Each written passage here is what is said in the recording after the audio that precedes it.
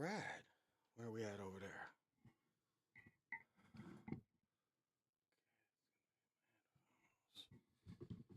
All right.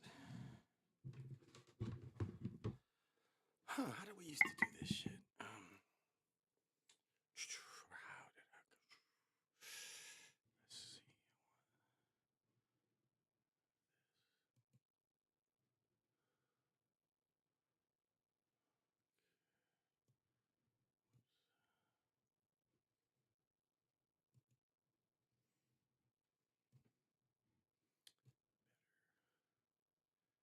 That will work. All right. Hmm. Guess we'll start with this.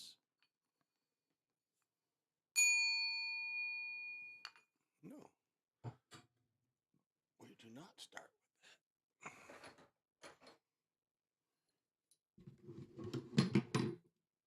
that. I'm annoyed everything tonight. Everything has got a little sound to it tonight. Getting a little oils tonight. Everything. Gonna get some smells tonight. Oh yeah, you too. Anything else? Yeah.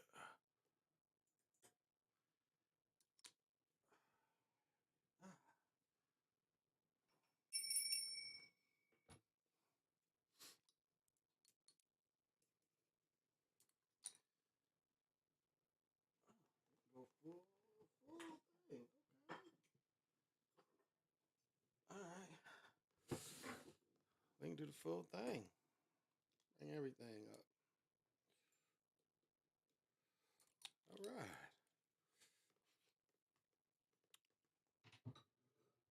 Oh, and this is anybody comes in.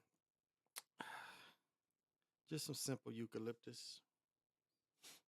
Mm, doesn't matter if it's thermal grade or not. Pretty cheap on Amazon. One thing that raising your vibration, the smells can also raise your vibration. But here we go. To the east, to the west, to the north, excuse me, to the north,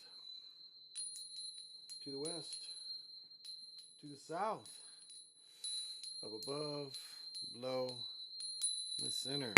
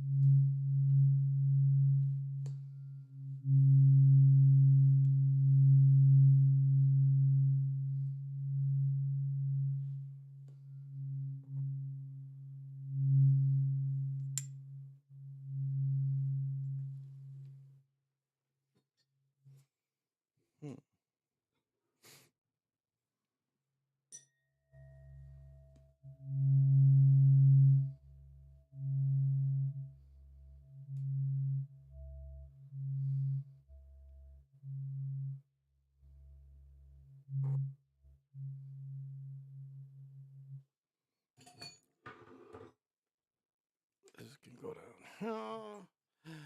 That can go there. Even this can go down there. I should put that in the window. It'd probably stay cold. Well, here we are in this full moon edition of the Chocolate Mountain Show. I am your host, Big Pontiac. I am the holder of the infinite sacred ball game that was created by the Hero Twins. And I am also your one and only Daddy-O, sitting on his galactic patio from Big Eagle Mountain to the universe. Thank you, everyone.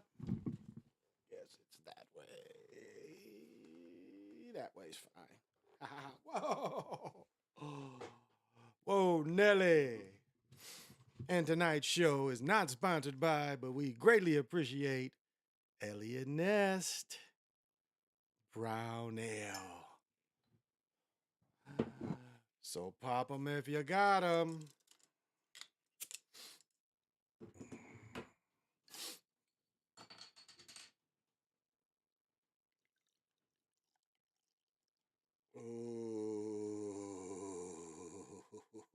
Ooh.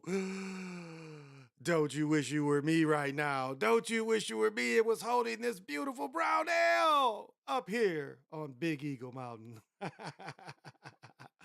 Or Big Eagle Hill. I guess it's more of a hill up here. And we are smoking on the Unicorn Luca.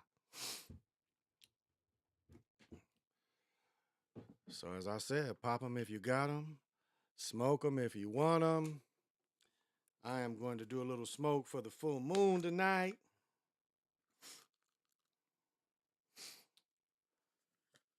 My cousin used to have a song that said, "Tonight, I'm all right. Tonight, I'm all right." And that's how life should be. You know, not too up, not too down, just balanced. You just come in balanced. Doing whatever you do, doing whatever you do that's best for you and the ones you love. So we're going to let this percolate.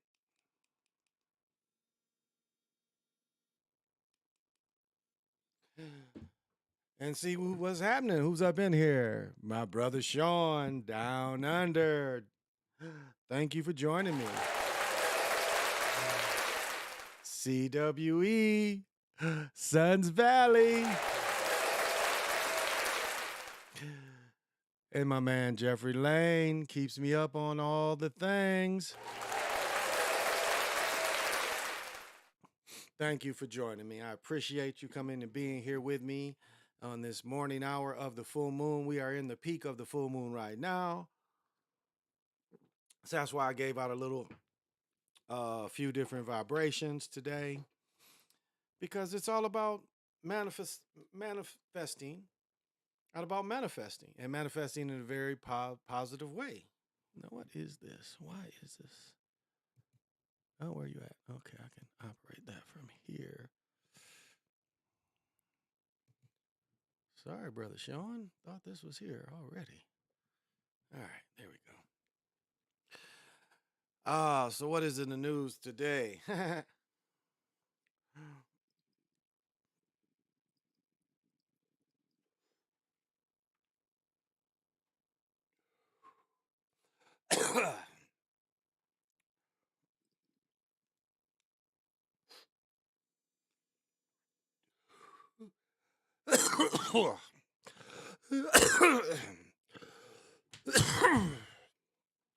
That did it. Let me see. My man Jeffrey Lane keeps me up on world events. Let me see if it's any of the things. Well, I guess we could just go here. Let's see what kind of world events we can bring in. Sidney Poitier inherit her father's incredible fortune before he died. Do you guys care about that? Did Sidney, did Tamil Porter inherit her money before he died? I didn't even know Sidney Poitier died. I didn't really care. I don't think nobody cares about that. Let's see. No, you're getting away. Go back home. Thank you. Thank you. See anything else worth? Um, let's say Chris Tucker has been married once. Meet his ex-wife, Azalea Pryor. We don't care about that. Oh, 1,000-pound sisters, Tammy and Amy's drastic changes. We don't care about that. Oh, what is this? We might have to hear this. Let's see. Let's and I'm trying to remember what this story is. Let's see. Let's see what Keith Ellison has to say about it.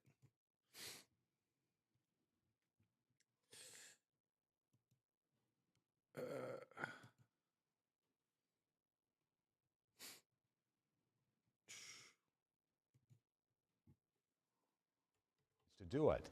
The brothers, age 15 and 7. Let's catch it again. With a controversial plea deal in a Hennepin County murder case. Investigators say two teenagers shot and killed Zaria McKeever in Brooklyn Park in November. Zaria's ex-boyfriend allegedly ordered the boys to do it. The brothers, age 15 and 17, were charged with murder initially. However, Hennepin County Attorney Mary Moriarty changed that. She put together a plea deal that sends the boys to juvenile detention instead of trying them for murder. Today, Attorney General Keith Ellison said that was the wrong call. I agree with the family and the community that the disposition the county attorney has proposed for this juvenile who was the shooter in this heinous crime is inappropriate. Moriarty has said that a young person's brain is not fully developed until the age of 25. The 15-year-old accused of pulling the trigger will be in court in 2 days to take a plea deal. McKeever's family wants the governor to step in. Damn. What do y'all think about that? Damn. Damn. Teen. They don't want to charge him for being an adult. But if you do the crime, you should do the time. Shouldn't be no plea. Fuck his family. Put him in prison for 30 years plus. Till we forget. Until he turns into dust. Oh my goodness. Oh, Knew this. Oh, This is my car. I'm gonna move it right now. Oh, I need to shut them up. Oh, shut up. Oh, Harking revenge. Well, CBC Sean says, what do you think about the 11 dimensions that are above us, higher dimensions realm, and how we can tap into them given time and meditation? That's a good question. And I guess I will take the time to answer that.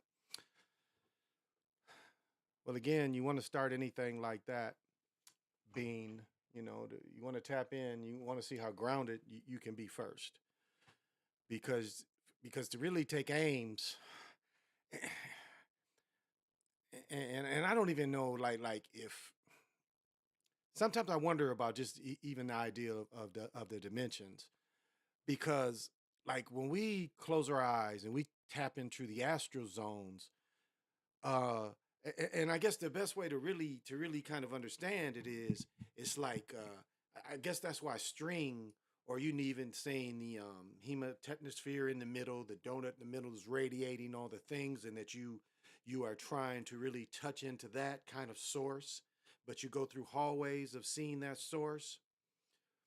So I guess what you could look at it as as you meditate more and you get enough spin, see, that's where how you would cross dimensions is by having enough spin. And so when you really start doing this, you don't really, it doesn't really, now I guess, see, that's my pause is like, okay, can this be a aim? Can you aim for these other dimensions? Now we know time has its own dimension. Some people try to say fourth dimension is time. I think time is kind of, I don't even know if it's that easy for all to tap into to say that it's just simply time is the fourth dimension. Because again, once you start tapping into your higher self, you kind of can evade some of that, or I would say some of that practice. I guess is kind of what I'm trying to get at. Oh, I didn't know this was like this. Okay, just this. All right. So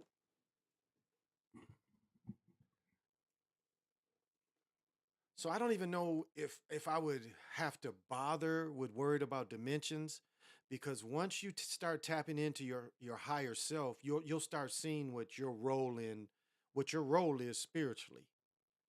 Now, if again you need that as an aim,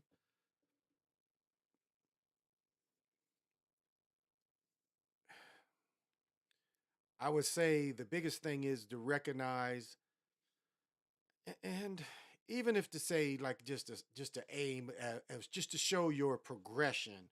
So you if you just wanted to say, okay, this is how some people try to break it down. They try to say, fourth dimension is time, and the fifth dimension is because more thought. And then, another certain dimensions are like patterns, where you start seeing patterns, you start seeing fractals. So if you just wanted to touch into something like that, it would be easier because I'm trying to see it than how to say it when I'm seeing it. I would just say if there's an aim there, it's like to go above fifth and sixth dimension. I don't even know it's necessary for us to understand that. I guess that's what I'm saying. You could get enough spiritually by tapping into your own higher self without that being the aim, because that's quite of an aim. And again, our comprehension of that, I guess if you found something that specifically said you had to aim at that, then that's a practice you could build up to. Again, would you comprehend? Because it's almost, I guess, simply put, it could be almost like going up an elevator. But the difference is when you're going up the elevator, the fourth floor you understand is like you can look at the fourth floor and like I can understand that. You'd go to the fifth floor, they would start being just mind things, and you was like, okay, I understand that. But as we go into the sixth, seventh, and eighth, you might not even understand what you're seeing. Is my point. Now, can you go into that blindly? Yeah, but you're not gonna experience it. I mean, you could go into it and be consumed, and it's always a way out. So I don't know if that has to be worried about enough more than your own what you create. Whatever you would create as you go through it. I think I would be more aware of that because you as you start meditating, and if you just a cool person, you start hitting where your ancestors start kind of pushing you where you should be. And so I would concentrate a little bit on more on that. Now again, if it's something you need to tap into, then study as much as you can comprehend about it. And this is where like fractals, um certain kind of rushes can give you exposure because it would come in some ways where you might not comprehend it. That's all. So if you want to go into that slow. PJ Allen, what's happening? So I would like all of us, when we get into a certain point, there is a point where we tap into where we're supposed to be. And so everything that's coming in, yeah, that might, let's bring that up later. Everything that's coming in, everything that's given to you, it's given to you in a way where you can understand it and hopefully tap into it. So, oh, sure. There he is. There's my home slice. Brother Nick. Brother Nick Taylor. Thank you. Thank you. Thank you, Brother Nick. It's so good to see you. Gosh, I had some questions about the city the other night we were talking about. Uh, didn't write them down. Maybe they'll come up because I sure had some questions for you. Yeah, so that's what I would be more, Sean, I would work on wherever you are, just keep working on that and seeing what's coming to you. And practice again, practice with your eyes closed, consistently try to have quiet time. However, you move forward with it. I smoke weed, it moves me forward, but whatever moves you forward, get something to move around. That's what the sounds is for. And I would say this: be satisfied where you can go when you start off, because that's what really accepting everything else that comes afterwards. You like really understand everything that you're seeing spiritually now, because it might be things that around you that you're really not comprehending. So really work on what's around you. I like your option, turn it into my higher self. I have a push towards it into something bigger. This physical world within my practice right now, I meet a lot of new creatives. Okay.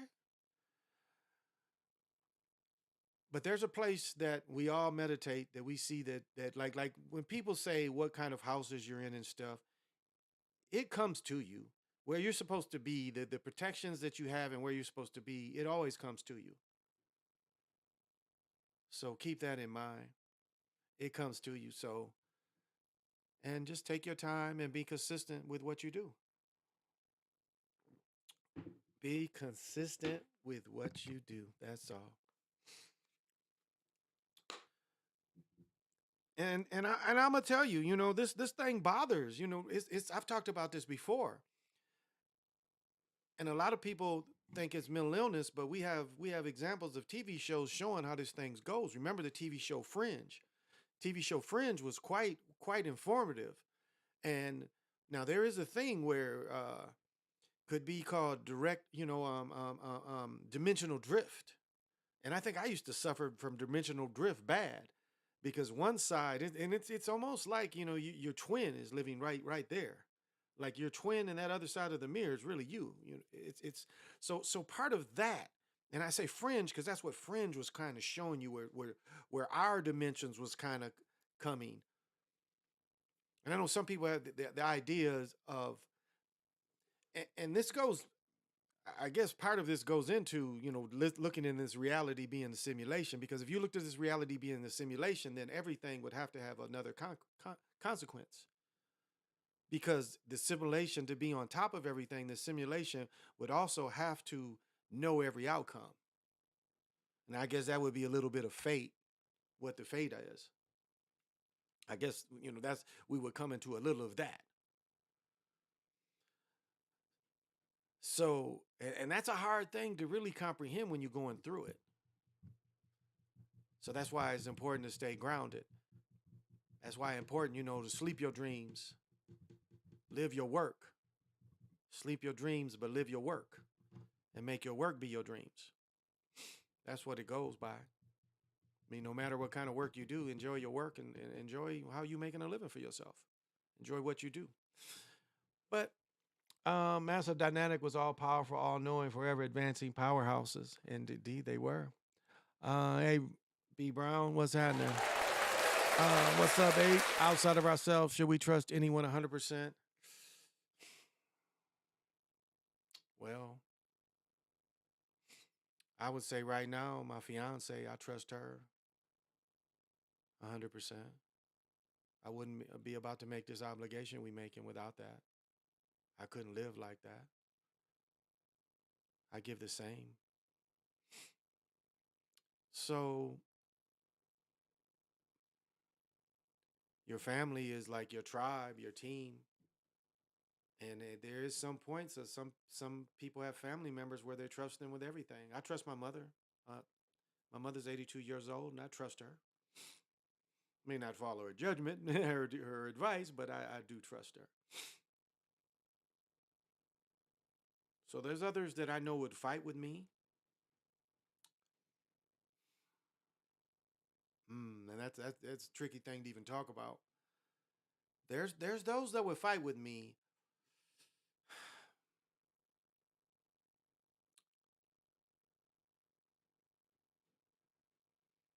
But even that becomes, is it 100% trust?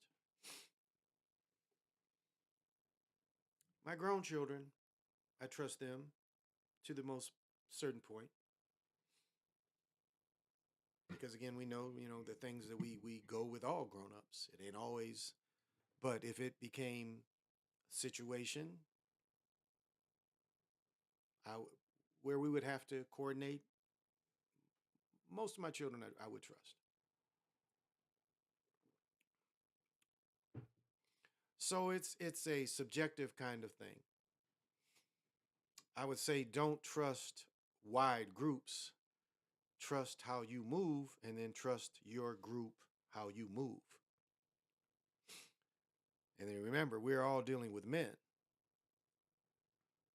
We're all dealing with adults. And so I'm sorry, I'm not trying to be sexist, but we're all dealing with adults. And so you never know what an adult's going to do. But I'd say, your base, you should trust who's at your base. And your base doesn't just have to be your home, but you should trust who's at your base. And then from there off, you let people have people earn that trust. So that's what's considered. That's what I think you can consider, because you can't. It's another life to say that you can't trust anybody anytime. That's hard too. That's mentally hard for you to say that you have to be. That's the kind of wild west thinking that I've got to be the gunslinger at all the times. And trust is, I mean, really, like if you like, it's like. I mean, it's really like this. Kind of give you a prime example. You walk around during your day, and you just start observing.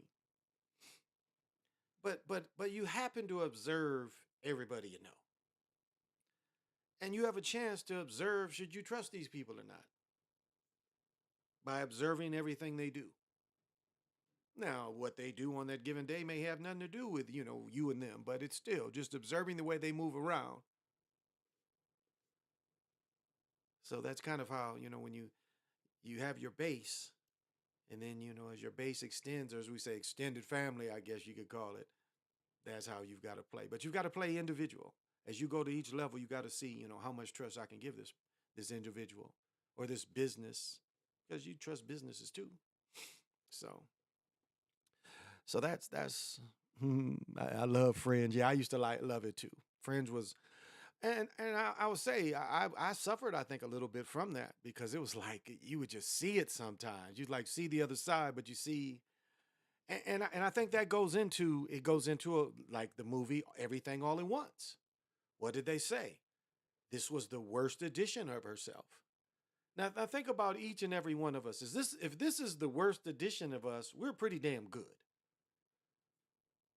If you understand what they were trying to say. They were saying that she could do it because she had been through the most experiences, where everyone else took a path and the path was perfect. It's like even when she was blinded, it didn't matter. She was able to start singing because she got blinded. But this final one where she had none of those hardships. She had none of the hardships. And this is how she was struggling. Because it kind of showed you she needed the hardships to succeed. And so her hardships were simplistic. Relationship, paying bills. The standard thing that we're attacked with.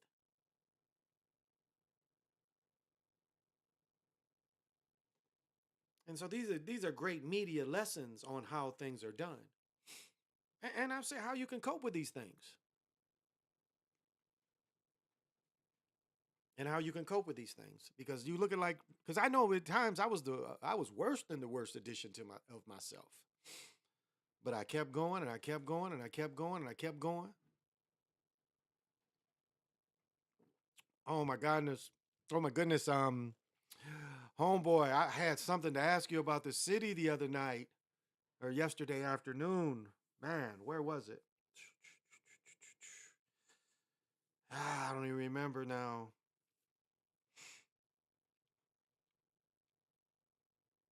It's like my best friend in the city, he grew up in Highland Park. That's where he grew up, all the nutties. As I said, Al Prophet had a dude, one of my guys on there, Jay Nutty. Jay Nutty was on there. Look up Jay Nutty's thing. It was Jay Nutty, Peanut. It was Jay Nutty, Peanutty, and Peanut. They was all Highland Park cats. Highland Park was across the street. Like the fence for the high school was literally across the street. So I can't tell you what street that was. But Highland Park High School was right in like you come out of their house, you get out of your car, and you look back. I guess that would be looking back west. You would see Highland Park High School from where they from. Those cats. And I told the story. P Nutty, P Nutty was a hustler, and got some vultures tried to get him, and it was a really bad snow year. And luckily, he was able to throw his keys into the snow so they couldn't get into his house. And they killed him, but he saved his family. So that's one of them cats. Nice cat too. I mean, we were young. I was like 29, 30, and he wasn't that much younger than me, so he probably lost his life at 27, 28. Kind of a big light skinned cat. He was like Larry when he first met me. It's funny. He was about the same complexion. He may have been a little bit more golden than me, but it was funny. But when you're consistent with people and seeing them all the time and doing things with them, they're cool with you. So we made that call, and like my boy had to tell me the news, and it was sad because he was a laid back cat. He was a real laid back cat that happened to him. But yeah, them the Highland Park cats. But then was some cats I knew. It was another cat we knew. What was his name? Damn, what was his name? Ben or something? And what was funny, Nick may remember this. This passed all through Michigan. You remember when people started having the lights putting in the front of their houses? Detroit was the first place where the state was giving money and people could run a line from their power line and put a light in front of their houses. I don't know if Nick remember that, but I remember we go to the D and we would see that. And later they came to Battle Creek. We did the same thing. Ran a light line. The city was paying for it. They just gave us the equipment. They put it all in. We just had to dig it up. So they gave me a trench and I just dug up a couple neighborhoods. But Detroit was the first place to have that. I think Highland Park High School was on Pilgrim. Okay. Yeah, Pilgrim about sounds right. Because you know what? Pilgrim, you would come in on, because when we would go to Highland Park, it seemed like we came in on 14th, which was Plymouth, I think. 14th would come in on, because we would come under, what is that, the South something Mall? We would go under it. So if you take 14th instead of going straight into 94 by the tire. Oh, Nick, this is what I remember. I did not know that big tire used to be a Ferris wheel. Did you know that? The big Goodyear tire or whatever the Uniroyal tire is. I never knew that was a Ferris wheel. And I first saw that tire like in the early 70s. When I was a shorty. I think the first time I remember like going to Detroit, I was in third grade. And we went to Detroit Zoo. So we had relatives, we was going all the time, but remember going. And that was the first time I saw the big tire. And I did not know the tire was a covered up Ferris wheel. I did not know that. I did not know that. So I came across that. I was like, wow, I did not know that. And that's, if you go, and that's, I've said before, some of the worst road in the world. If you stay on 94 and you try to go into Detroit 94, boom, boom. The big Uniroyal tire. Yeah. It used to be a Ferris wheel. I did not know that either. He said he didn't know it either. Yeah, the big Uniroyal tire. Yeah, I caught that. I was reading something, and it's like, what? I did not know that. It was a covered up Ferris wheel. So it's something. Because I remember the guy would go to Detroit with, he would always fall asleep, so he pulled near the tire. He'd always take his little nap because that mug was working third shift and we'd just be on the go. But yeah, I did not know that either. I did not know that. I was kind of surprised. Kind of surprised. Yeah, so we all have different experiences, meet people, and so it's like I think brother Nick can relate to this, and even like if you was with a gang of how you trust people, it's like you look at people's capabilities, and if you have a group of people that have each of their capabilities, then I think that's the amount you could trust them, especially if you're in a big group that's moving, you functioning as a group. If you know their capabilities, then you know how much you could trust them. You know how much, if you know their limitations, that's another good thing to do. That's why you talk to people, get to knowing them. And then that's how much you would trust them, given, again, because it can be case by case scenarios too. So on 94 in the Park Allen. Oh, on I-94 in Park Allen. Yeah, okay. Yeah. Yep. Oh, those roads are horrible. That's why we would always go around. But I think that was a quicker way because we went in 14. I think it's Plymouth. Yeah, and you said I can still picture all them houses with them lights. And I always say when Grant Hill was with the Pistons, it was Fila. Oh, but I was gonna tell the story. So Jack was his name. Jack was Peanut and them. Now he was one of their guys. And what was it with Jack? I think I went down there and was selling Jack a pound or something. And Jack really, like, Jack had like a big old belly like this. Like when we first met the dude, he was a thin dude, but after the years, Jack got big and fat. And it was like over a pound or something. It seemed like he like tried to run out the car and run down the street. And that kind of deal where you just kind of see the way somebody acted, and we like tackled Jack and kind of beat him down, like right there in the middle of the street. Over a pound of damn weed in Detroit. I'm like, man, you got to be kidding me. You got to be kidding me. You that bad? And then nobody just like everybody's like, okay, like it was normal. But he didn't even run that far. He was just like it was comical, comical.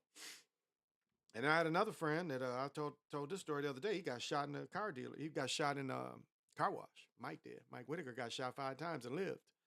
Got shot 4 or 5 times and lived in the car wash by a young boy riding a bike while he's washing his car. Because he thought he was a boomer. And see that again, you got to read the crowd.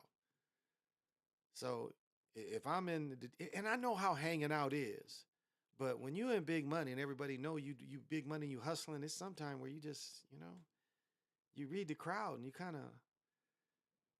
you ain't always got to be hustling. And that's what got him caught up because they wasn't even hustling. He was like, they was fucking with the cars, washing the cars. So probably he was set up.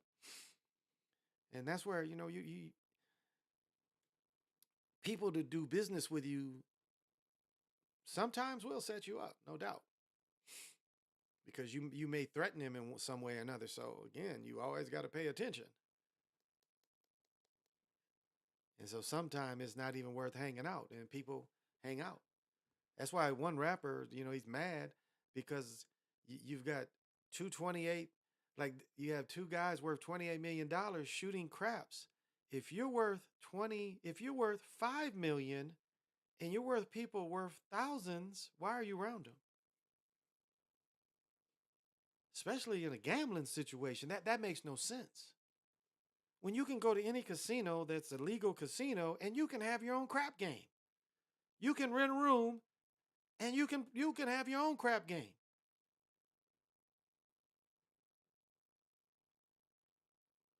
So it makes no sense to me, and it seems like definitely a hit. Because why again, when you cross a certain financial goals, you change. That's just natural. I mean, it's like me. I'm 60 years old. I ain't trying to go up in no club. If I wasn't about to get married and was dating a young girl, like you go with your girl to that stuff. I ain't going up in there. That's how silly it would look for me. Why would I go up in there? You understand? What's your definition of black community and does it exist? Yeah, you have to stay people in your own pay grade. Absolutely. Well, as I said a couple days ago, we got everywhere up here got 9, 10 inches. Even the city. Nowhere was spared. Like this is Saturday. So last Friday night, everywhere got 9, 10 inches. And as I said before, I go into the north side where the majority of melanated people live, streets ain't cleared. And the excuse is they scared of getting shot. And they're up in these big plows. And I admit, years past, about 7, 8 years ago, somebody shot at a plow. That's the plow blade. I doubt they was shooting at the plow person. Like, hey, I want to get that plow person. I think just fucking around was asshole. And saying that's why they won't plow for people. Again, I have to give my own personal kind of experience on seeing it. There are people that try hard and have good intentions. There are people really that think that they make a difference in what they're doing for the community. And it really all boils down into is it even worth investing in the whole culture or investing into your personal culture? That's what I think makes more sense. Now, if your personal culture involves a lot of melanated people, then that exists. Now, is it hard for me to expand my presence with melanated folks in the city of Minneapolis and St. Paul? Not really. Not really. I could. But it's like what Brother Nick said, you offer to do things for people, and a lot of times you get excuses why they can't come get the information. And propaganda about being around our own people isn't helpful because it makes us not even trust our own people. But it's again, what are we shown over and over again when we do deal with folks? The times we get burdened, a lot of times is by our own melanated people that we trying to bring up and make business with. That's a lot of times that we get burnt with. So I'm sure I'm not the only one. So that doesn't mean that's everybody, but it's sometimes. So I say the thing is mix where you can mix if that's important to you. There are certain events. It's like now I'm not going to miss the twice a year when they have the powwows out there. I see the energy that's given out and the gifts that have given to me. I'm going to make that every year. They give little things. I'm out there. I want to be on that sacred land to charge me up any little way I can charge up. So make it your community. Build up the part of your community that you could build up and go from there. That would be my advice. Because, you can help anybody. You can help anybody. And whoever's open to the help you want to give them, that's what it is. And whatever community that is, and if that is the melanated community, then yeah. And if that's who can benefit, but I'd say let anybody benefit from whatever you bring. Don't limit what you bring, and then don't limit your interests. Don't limit what you're interested in. That's another part of it too.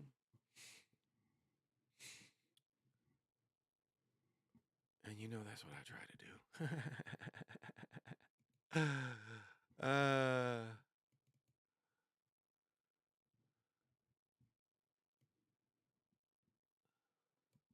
In the hell.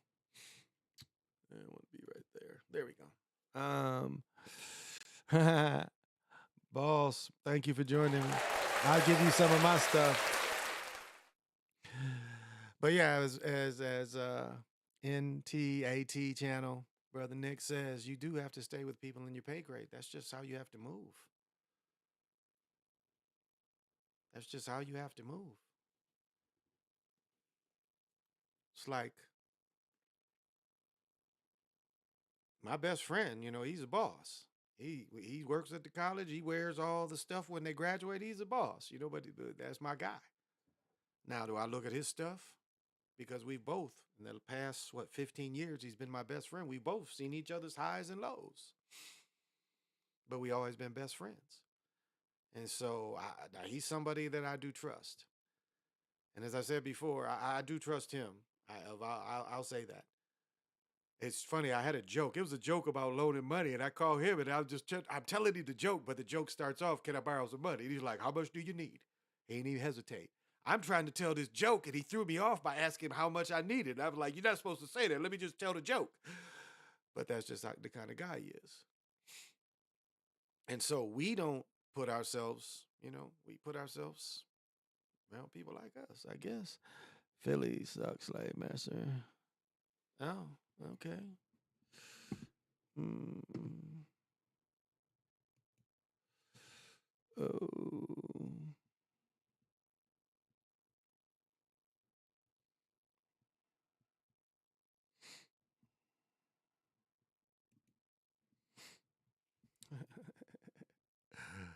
Motherfuckers be tripping.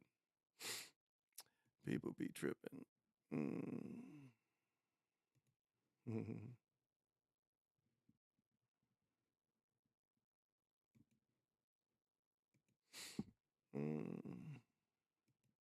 All right. Oh. So, yeah, somebody's tripping. I guess I've got somebody on here that feels that they needed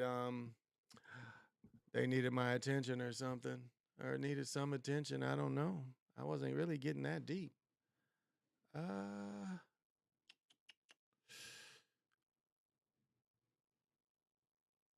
I'll tell you guys, it's interesting. Like, it's funny how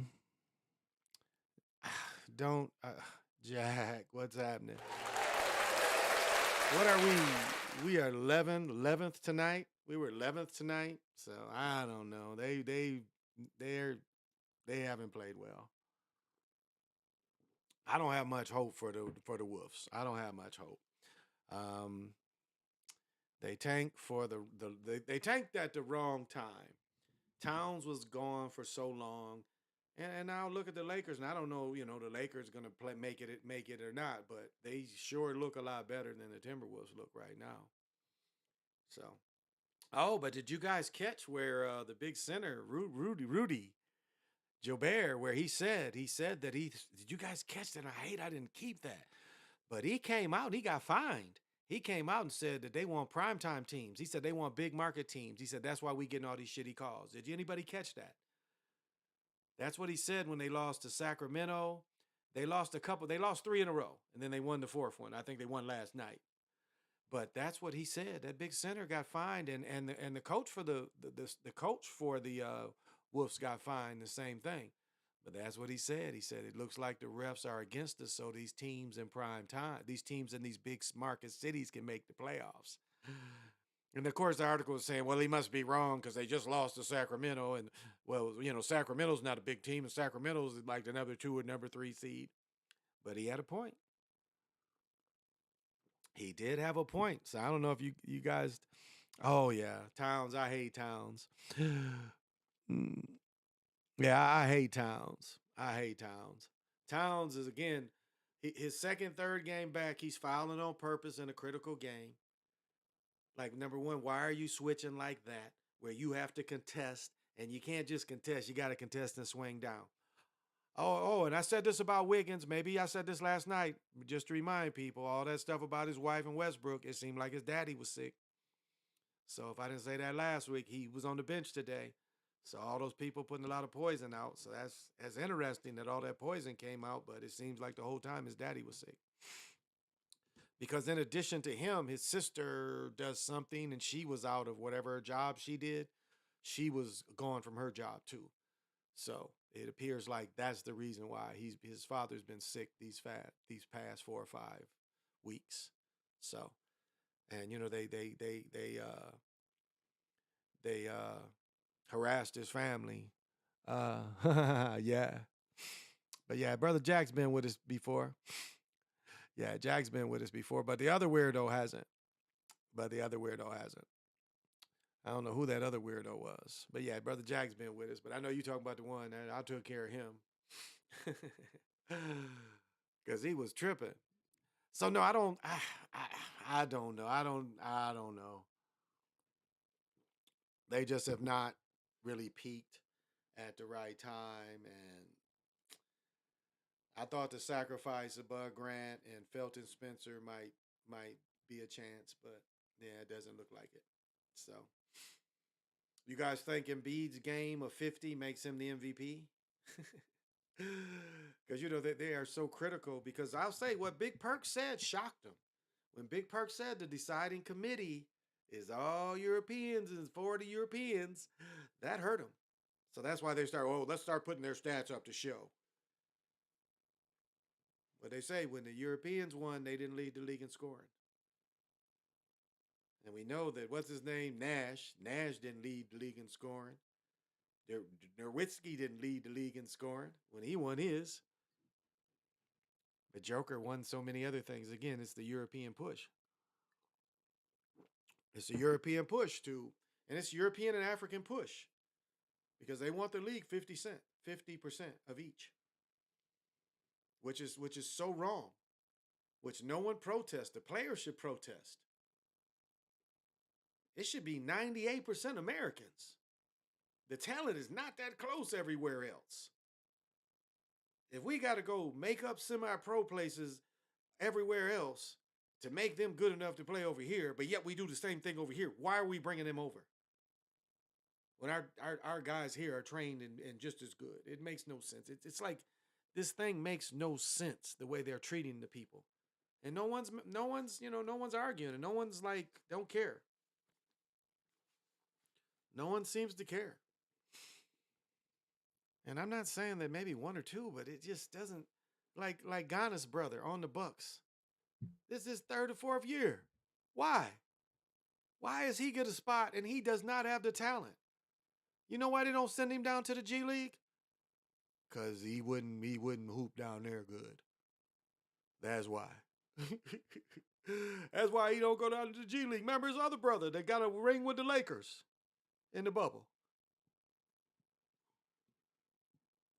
Excuse me. Just wait till Luka wins one next couple of years. Well, he's going to lead the league in scoring if he do. So do y'all think Embiid wanted with that 50-point game on prime time?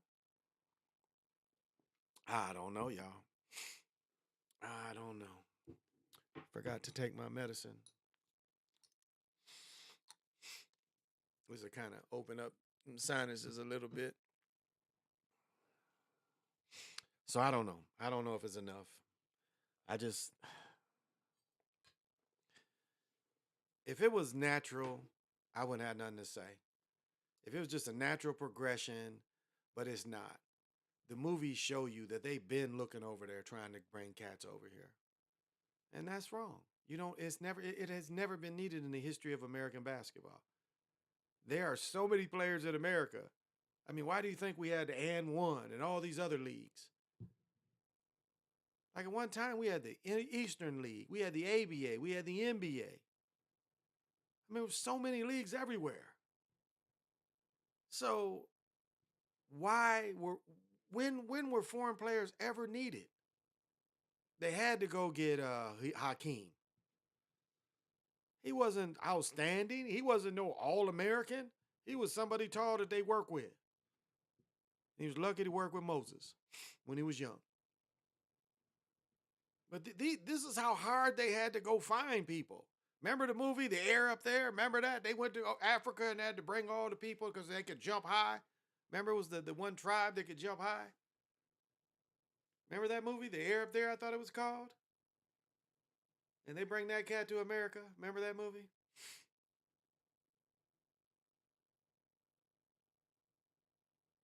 I think it was the Watusi tribe. The Watusi and shit.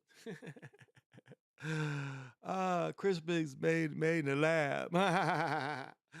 Kind of does seem like sometimes, but it's now, as I said before, there's semi-pros. there's farm teams in all sports.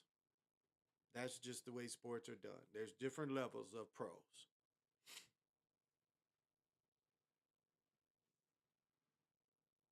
But if you study what was done, they go out of their way to try to scout these people. It's not natural. Because you can take these same scouts and scout in America and find better players than you scouting in Europe and Africa. And this is a fact. That we in America are not low on basketball and sports talent.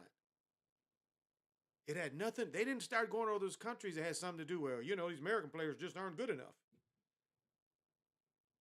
It has nothing to do with that. And then you say, okay, well, it can't be true for the Africans. Again, we're being replaced. And that is just a fact. But see, they think this attack, because it's the same skin, is not the same attack as bringing European. Because this is really them trying to justify it. Well, we bring these Europeans in, but we're bringing these Africans in too. Why are either of them needed? Why do you need to develop African talent to play in America? And the millions of boys. Didn't we just get done with the high school finals? Didn't we just get done with that? That's all over the country. That's 50 states, 52 states. We just got done with all our basketball finals. How many foreigners do you think played in that? If they wasn't the NBA Sun player or some shit like that. How many foreigners played in that? Would I dare say 1 million plus children? If we go women's league and the men's? Or if we just saying men's? Didn't we just see the country have 1 million basketball players playing tournaments? Right now, the college tournament just finished. Am I making this up, y'all? So we have 1 million new people able to possibly go play basketball somewhere else. Does that look like we need to go to other countries? Did the other countries support all our basketball programs? Our high school programs just stopped? How big a part were these foreigners in our college game we just saw? Not very big. So therefore, it's not needed.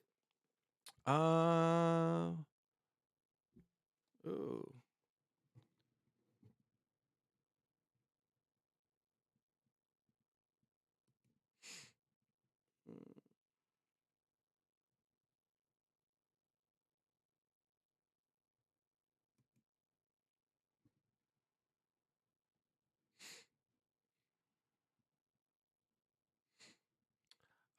There are still better players in America, but it's easier to market the NBA worldwide if they can highlight foreign-born players. Market? I don't know. I disagree because there wasn't one foreign-born player when the Dream Team played. And the world loved it, and the world didn't demand players from their country. So I would argue that. Our game is so good that they would admire our game no matter what. Americans don't play games overseas often. So it's still marketable. Jordan shoes is sold everywhere. So our game is still marketable without them. So I don't know. I think it's worldwide. The Globetrotters don't use foreign-born players.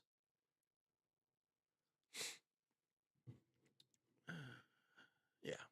So that would be my argument to that, I guess, is it's still marketable no matter what.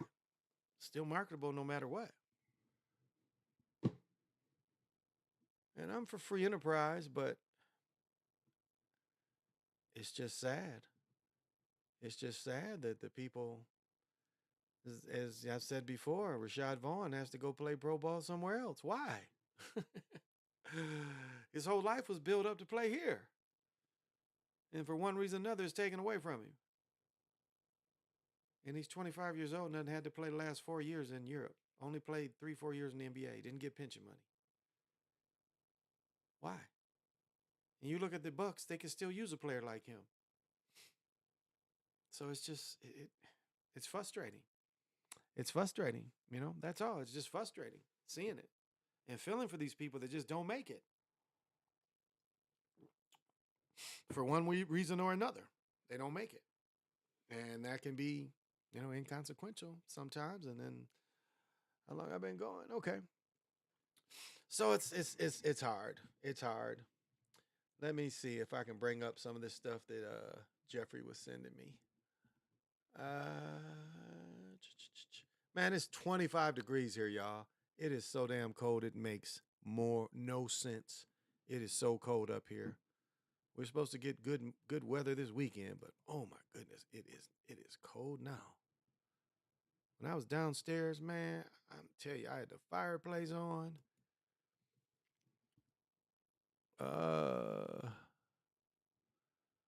Wow.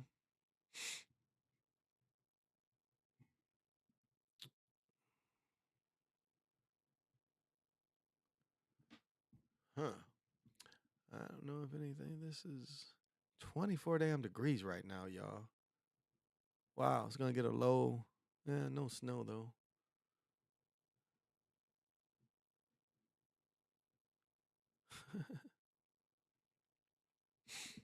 I mean, just some of this stuff. Why do we care? I just look at so much world news. It's like, why do we care? Like some Fleetwood Mac singer Christy McVie's cause of death revealed. Who cares? Like, okay, maybe here's something. Let's see how interesting this bullshit is. Let's just see. This is bullshit. Last year, Brittany was taken into Russia custody on drug charges and ultimately sentenced to 9 years after authorities found a small amount of prescription cannabis video cartridge in her luggage. The United States secured a release with a prisoner swamp that sent convicted Russian arms dealer Victor Bout to Russia. Now it appears there's a hidden problem in the negotiations. Dun, dun, dun, dun. As columnist Phil Bors of the Arizona Republic explains, U.S. Willingness to negotiate with Russia and to trade a more dangerous prisoner in return for Brittany gave Russia a reason to continue taking United States prisoners. A number of people familiar with international hostage warned that Americans would pay dearly for Grimer's freedom. They would create incentive for Russians to take their next American hostage. Obviously, that's already happened. This week, Russians arrested 31-year-old Evan Gershkovich, who is a foreign correspondent for the Wall Street Journal. The Russian government has arrested him and accused him of spying.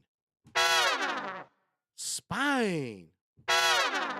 Hey, if I went to Russia, do you think I was spying? He must have been spying. Using his job as a journalist as a cover. The Wall Street Journal have firmly denied it.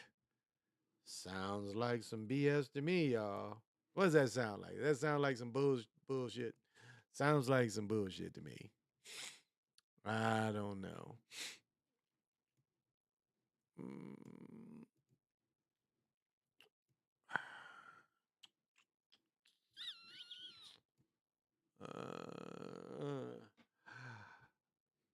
Whoa. Need to bring it back over. Yeah, I do. 75 down there. Damn, Jack says it's 75.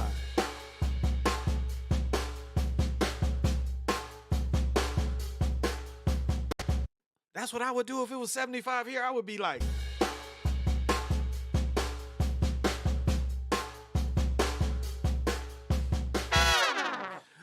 but it's 24 here. What did it say? 24?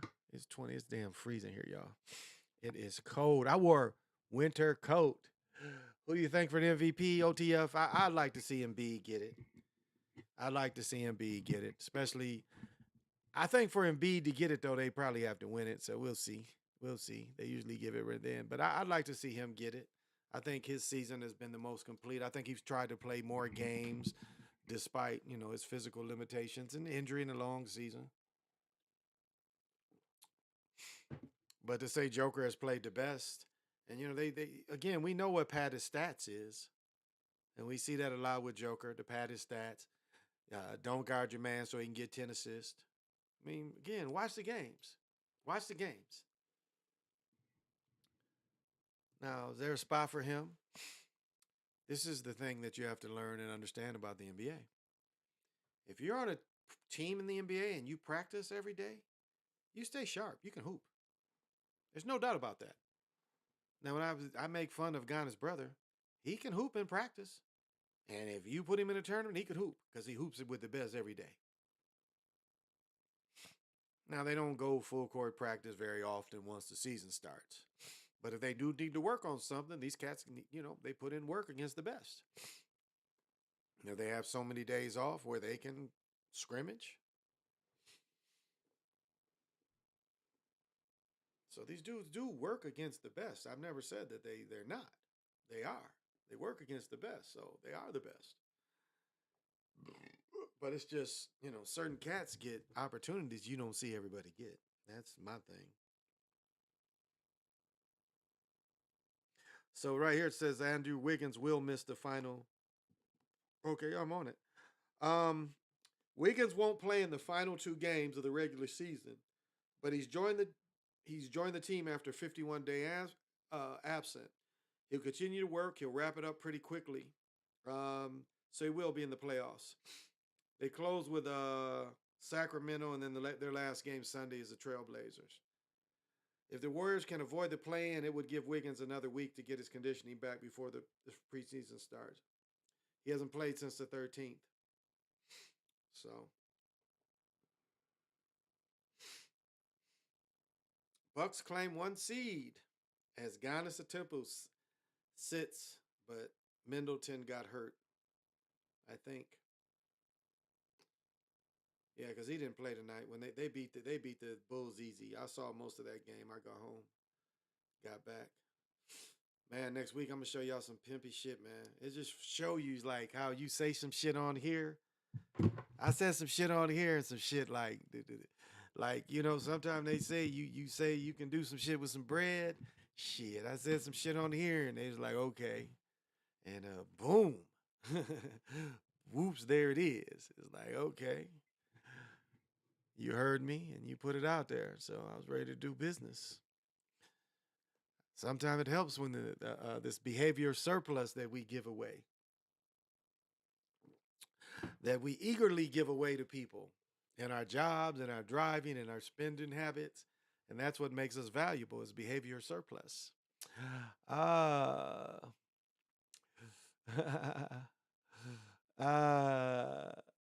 Oh my goodness. Though Smokey is so funny. That Smokey Robertson stuff is so funny. Oh my goodness. And he's getting a lot of publicity because of his little corny dance. So he's been doing it. So yeah, Smokey had me crying. You gotta watch that video where I'm crying because it's just so funny. Sticks his tongue out, but I guess he's making quiet because it's getting so viral that everybody's like, and Smokey's gonna be in Treasure Island. I still will not go see that mug. I will not go see 80-year-old Smokey. Now, I've told this story before. When I saw Elvis, I was little, like 12. Yeah. I did not see a man that's, running up and down the stage. I saw a man with a big belly, with a big belt, that was doing some karate moves that had a good band. So I did not see the young Elvis. I saw the old fat Elvis. Oh my goodness. I don't know. I don't know who this boys dude is, man. My moderator's supposed to get rid of y'all. See that Bose? If he say anything else, y'all supposed to get rid of him. But I blocked him too. So thought I'd blocked him before, but I guess not. Legendary man, but the dance is comedy. So it's just funny, having fun with it. It's just having fun with it and different things. Yeah. That's what it's all about.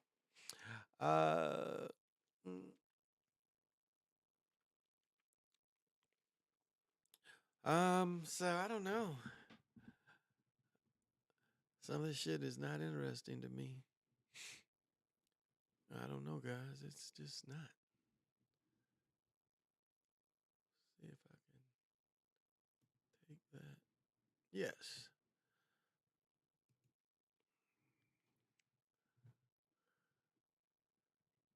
Let's. Oh, those ain't in here either. Damn. What is this? Let's see.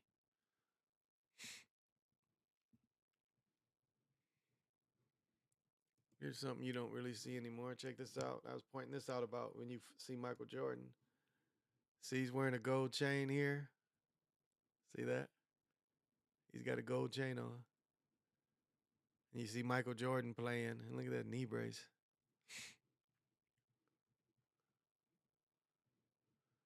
This guy made the Hall of Fame as a center, playing against Bill Russell, and everybody is 6'7". What's on sale? 6'7". I think his son coaches somewhere. Of course, you know, this is during his run. They were really pushing him to give him a championship. They gave him 2, and he had a destroyed foot. You couldn't even compare the two. Nothing memorable about Bill Walton. Yeah, in college, but not pro. Oh, my goodness. I wish I could bring this picture up of him. I got a picture of Dave Winfield smoking. You guys seen that picture of him smoking in the dugout? Oh, I got this jersey. Yeah. Whoops. Took me to a commercial. Yeah, I got that jersey. Didn't need that. Okay.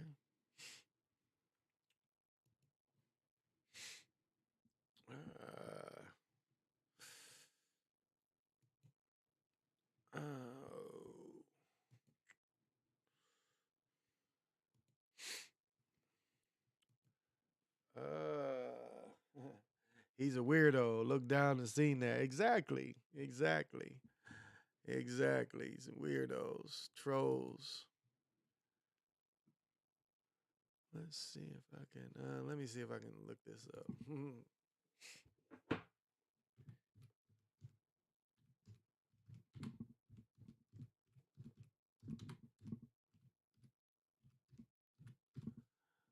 Okay.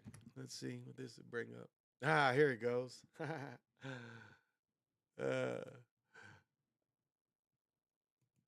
Look at this. Look at this. They are sitting in the dugout smoking cigarettes. I used to have a hat like this, and you'd get the stars. This is Dave Parker, though. Look at this. I mean, this is just crazy. They're playing baseball and smoking. That's how addictive smoking is. Look at Sparky Anderson smoking cigarettes. They're smoking his pipe. Who is this? I don't know who this is. Look at that. I told you, my coach in high school, or my college football coach. And of course, you know, this is the famous picture of the Super Bowl. Super Bowl 1, smoking the square, Super Bowl 1. Oh, here, I got this one too. This is one. Look at that. He just smoking the square, juggling, about to go back out. Dudes, it just, you know. And this, I show this. You can find 1,000,000 of these cigarette commercials. Look at this. Look at this. Look at this. You can find 1,000,000 of these cigarette commercials. Look at that. Chesterfields. Look at this. Camels. Oh, they don't leave the women out. They don't leave the women out. These Virginia Slims. I don't even remember them. Look at this. Look, even Elvis. Oh, they didn't leave Jackie Robinson out. Yeah, like, niggas, y'all need to smoke too. Oh, is this Hank Aaron with cigarettes? Oh, it's Hank Aaron. They got Hank Young. He still got a process. Look at that. Hank got a process. You need to smoke, though. Look at this. Yeah, to be cool, you need to smoke with your afro. Not more Jackie Robinson. Look, he got a carton. Damn! This nigga got a carton of cigarettes. He's like, hey, I ain't happy with just a pack. Give me a carton. Shit. God damn. God damn. Look, Babe Ruth and shit. And he died of cancer. Isn't this some shit? Now, science offers proof positive. Doesn't that sound like something we just saw recently? Look at Willie Mays. Who is this? Monty Irvin. They put one in the corner of his mouth. God damn. That ain't Monty Irvin and Willie Mays. They say, come on, hit one. Oh. Even the president of the United States said he smoked Chesterfields. Damn, they like Willie Mays. Where was that other one? Oh, let's go here. Look at this shit. Look at this shit. Oh. Got even Louis. It's sad, though. Like I said, Babe Ruth died of lung cancer. I think he smoked cigars. I don't think he really smoked cigarettes. Look, fighting man. When I used to have contracts on the military base, it amazed me the amount of military people that smoke cigarettes. These people had to test, like, what, once a month? Every day they had to run 2 miles. And yet, all these people smoked. I didn't get that. I remember one dude that he lost the rank because his ass couldn't do, he failed his running. And he was in charge. Look at this. Show the nigga in the locker room smoking. Now, I don't know. This is, I would say Bob Hope is probably the biggest Hollywood pimp of all time. I mean, people don't know what a pimp Bob Hope was. This is probably the #1 pimp of Hollywood of all time. This dude took his girls around the world to war zones with him under the guise of, USO, but in real, he was a pimp like a motherfucker. Bob Hope is one of the greatest Hollywood pimps ever. Y'all don't know about Bob Hope. Shit. Ain't nobody pimp harder in Hollywood than Bob Hope. Fires with ladies and shit. Look. Again, the athlete smoker.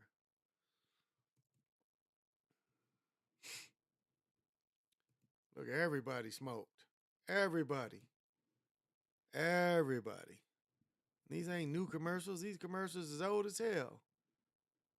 Lucky Stripes. No filter. Straight tobacco. I mean, this shit is just, it's beyond comprehension. How, look at this. Who do you think this is aimed at? Skinny little cigar? Who do you think that's aimed at? Virginia Slims was just like this too. Remember the little ugly, nasty little, my dad used to smoke them nasty little Moore cigarettes. But they went after women too. They want y'all to smoke. They want y'all to die of cancer too. See? They didn't leave y'all out.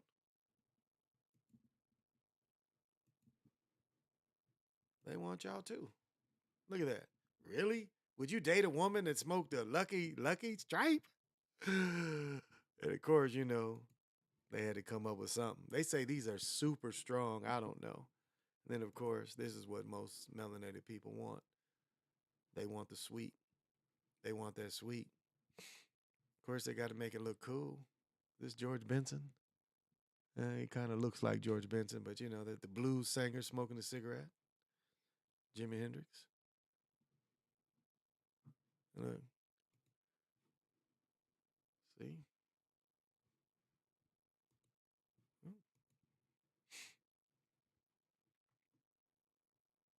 I mean, it's like common. It makes you seem like this is just natural to just smoke cigarettes.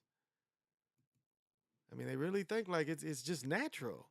Like it's just natural to smoke cigarettes. No matter what you do, you just be smoking a cigarette. And sadly, now when you watch people on the internet, you see blunts. Blunts is in everybody.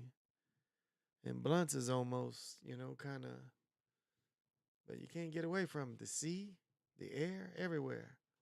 The cowboy. I mean, they say this is kind of the curse. The Americans' curse on the Europeans is cigarettes.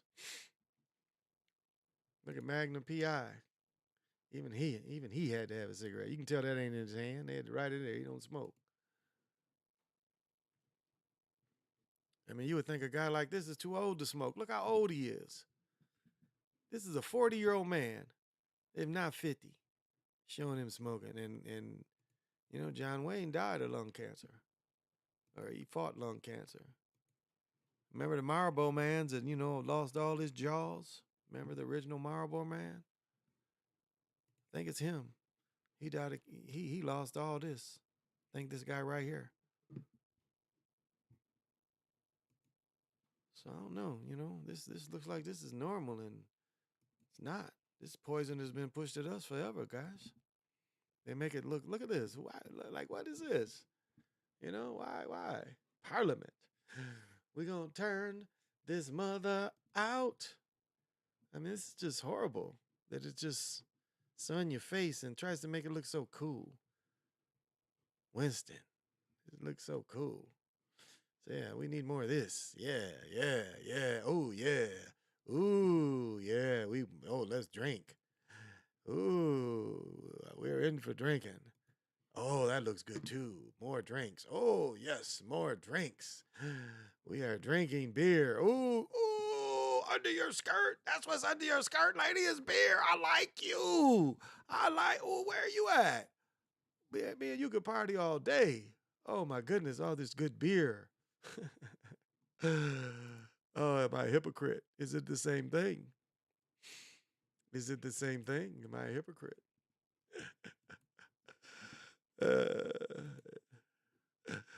Is it the same thing? Am I a hypocrite, y'all?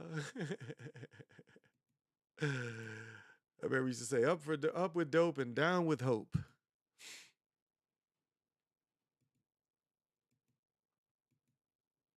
I'm just having fun, y'all. I'm just having fun. But it's just so funny.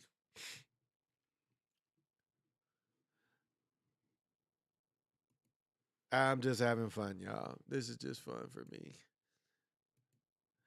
Nothing personal. Wes Ansel used to coach it. He did. Sorry ass Wizards. Nicotine Cowboy. Newport. Patches are good. I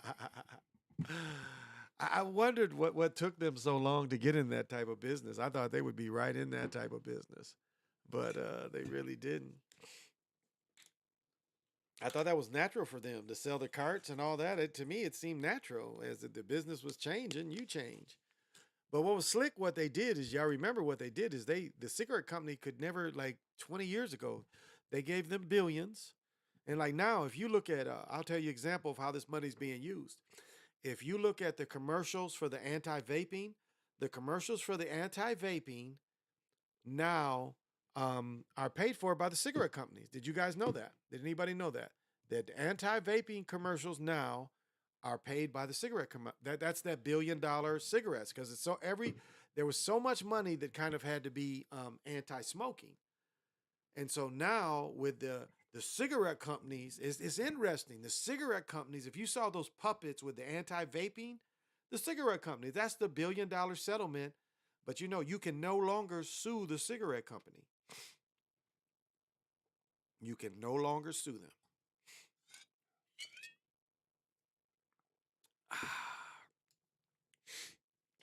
So that's how they let them off. And when they let them off, the thing that you have to keep in mind is when they let the cigarette companies off, the cigarettes didn't care that they got hit with $1 billion here. They made that $1 billion back the rest of the world. Just as I was showing you all these, the world smokes. The world smokes. I used to work with Germans, and oh my goodness, I hated working with Germans because all of them smoked. We are in an air-conditioned controlled, environmentally controlled, because this machine I operated, this big robot, had to be in certain temperature all the time. And the only thing that saved me is we were in 20-foot room. I mean, the ceilings was at least 20 feet, but it was closed. But it was funny because you could look at, luckily, it sucked up all the air. And you could see, like, it was like 20 inches of cigarette smoke. So luckily, the way that they had this system, it pulled all the air. But it was like all of them just constantly smoking, like one after another, constantly, the whole day. The whole day, these dudes were just smoking constantly, these German dudes. So I don't know how they do it. I don't know how you do it, but I guess I can bring this up a little bit. Nah, I'll just show it. What's this?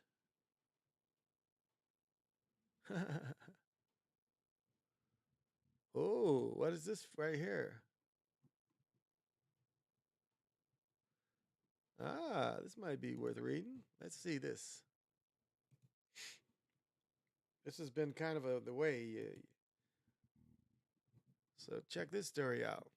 The man who sold Michael K. Williams the drugs that led to his death has pled guilty. He pled guilty. He pled guilty. He pled guilty. Guilty. Guilty. Guilty. Guilty.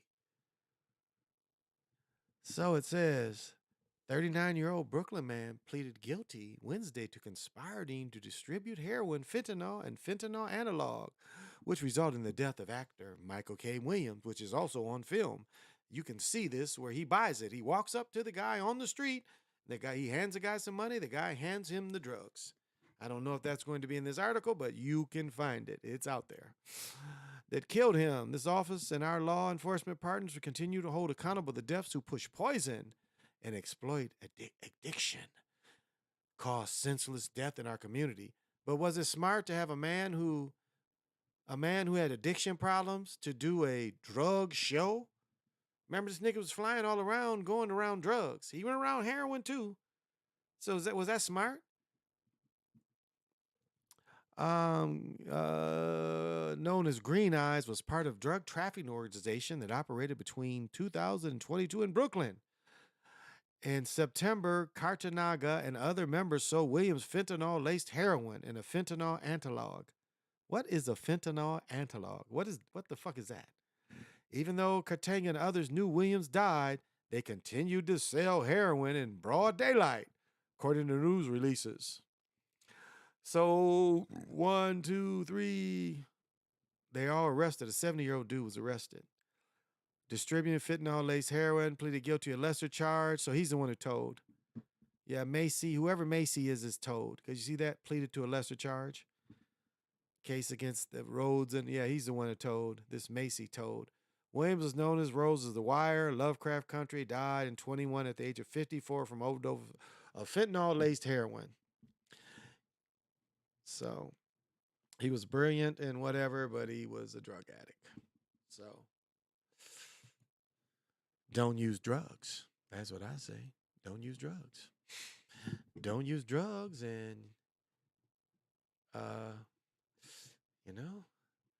you might not OD. It's like, I'm not going to take a pill. Like, there's no pill that I would take that'd be an accident. There's nothing to be surprised. The shit I take is quite common. So it's no way I could say that I had. So if y'all hear me OD, you better look at these mugs around me and like, hey, because I don't think you can OD off this kind of stuff. Yeah, you can't OD off weed.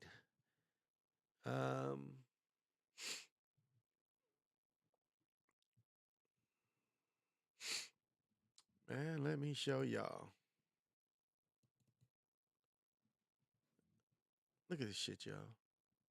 I want to show y'all this shit. Look at this. I got the window open because it gets hot in this room, but look at this, 24 degrees. See, look at this. Today it's 38. By Friday, it's going to be 50, 65, 63, 71. Look at that change. 71. Look at that. 24, 71. It's unbelievable. Look at this. It is cold as hell out there, y'all. I got this window open. My feet are cold. But if I don't, I burn up in this motherfucker. I wonder if the air conditioner, when I have the air conditioner, will I freeze in this motherfucker in the wintertime? I told my wife, Emmett Till, George Floyd, and Trevor Martin were psyops to get people in their feelings. She needed, and I need to go back to sleep. That's a good one. You're right. Brothers get excited for beer. Same here. It's almost too good. There we go. The whole old ritual. Michael K was doing stuff in Lovecraft. He sure was. He showed he was with it. 80 Degrees where I'm at in OTF. Well, remember, he did that other movie where he was like a madam or something. Remember that? He dressed as a full makeup woman in that. So if y'all remember that movie. So Lovecraft wasn't the first time he dressed up. He dressed up before.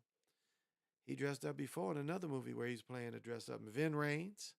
Don't forget Vin Rames. Hell, they show Vin Rames getting fucked and, Vin Rames is getting, attacked from the back in Pulp Fiction. And that's why, he says, well, he gets his revenge, but it doesn't take away the fact that he was violated. Remember that? I mean, in a way, even Denzel Washington was violated because in Glory, the whip from behind, the pain from behind, what do you think that's showing you? They always talking about buck breaking and all that kind of stuff. That's a little bit of that. So, I'm sorry I'm sniffing so much. Let me see.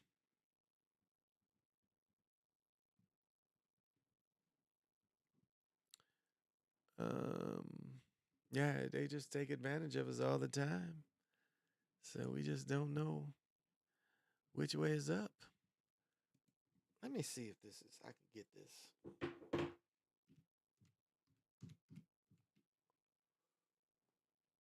Um,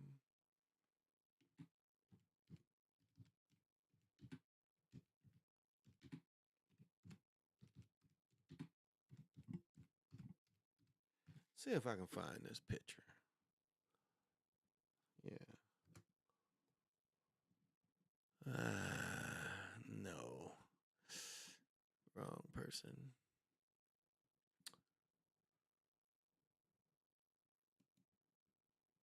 Nope, they're not giving it to me. They are full of shit, y'all. Damn, that's the mama there. What's that?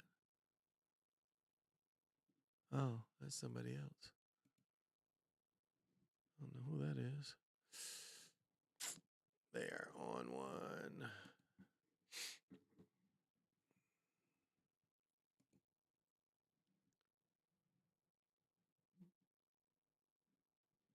Man, they are tripping. They are tripping. Let's see. Let's take this off then. Let's see if they give it to me this way. Go. Now let's see if they'll give it to me. Why don't you guys just Oh, I want to say this, and maybe I'll look for this next. You guess where they showed Jesse Jackson at? Jesse Jackson was at the HBCU game, y'all. Isn't that some crazy shit? He was at the game, y'all. Jesse Jackson was wheelchaired in.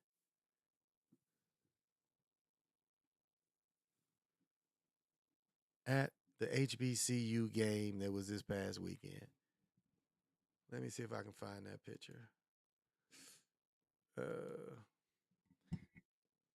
It's just so ridiculous. Let me see. That might not be in this. I have to search that somewhere else. Right here.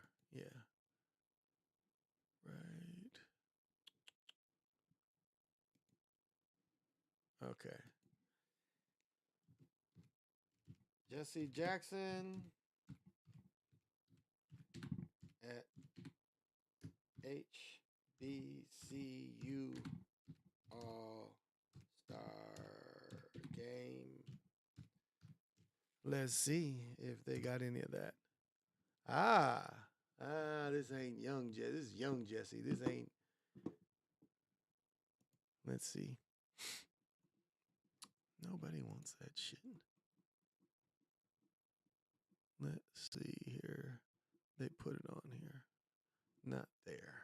Okay. They talk about the game because this is, let's see. Oh shit, they might give me what I was looking for. Oh, okay, this is the funniest one. Now, this is ridiculous here. Now, how many of y'all remember when Jesse Jackson was on CNN? Do y'all remember when Jesse Jackson was on CNN? He had his own show. Right before Obama was president, Jesse Jackson was on CNN and had his own show, and Obama stood him up. And Jesse Jackson is on camera saying, "Let me talk to that nigga." And then when Obama gets elected, oh shit.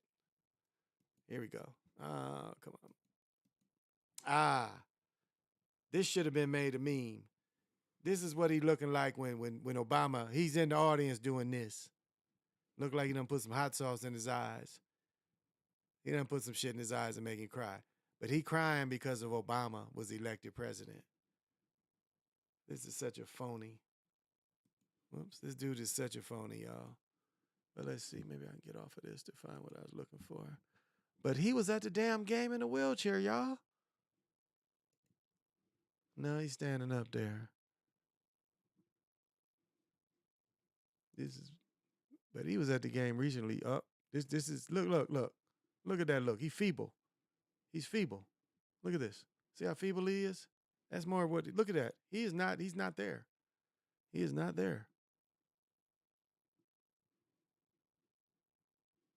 Now, where is that George Wallace picture? They hiding that picture. They do not want to show that picture and show this dude is. Yeah. How corrupt this dude is. Maybe. Wait, maybe. Let's see. Is it in here? Him and Laurie and them? No, I don't see it. No, not there. Messy Jesse. Look, here we go. 2 agents. Agent. 2 agents together. Angela Davis is not a hero. Angela Davis worked for the FBI.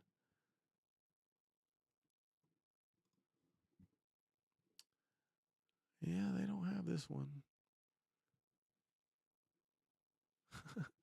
What did he get arrested for?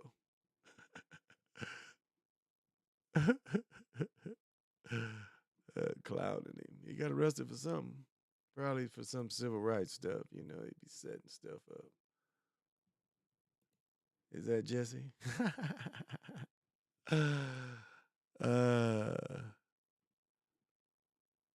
Where is that picture with him and George Wallace? Oh my goodness, I haven't been able to find it lately. Yeah, they ain't got them at the HBC. I can't find that picture. They were at the game though, because they showed him in a wheelchair. They showed Ben Crump and all of them. Yeah, it was yesterday, day before they had this, guys. And don't see it today. Well, oh well. Oh well.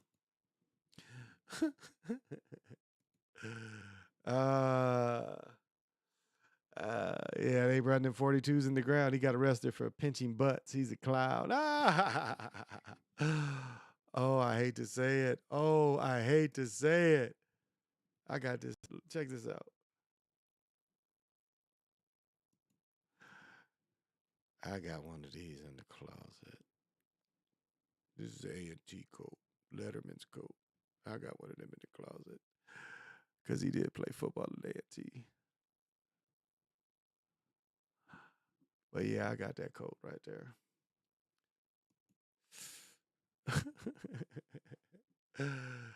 Oh, this is just a trip.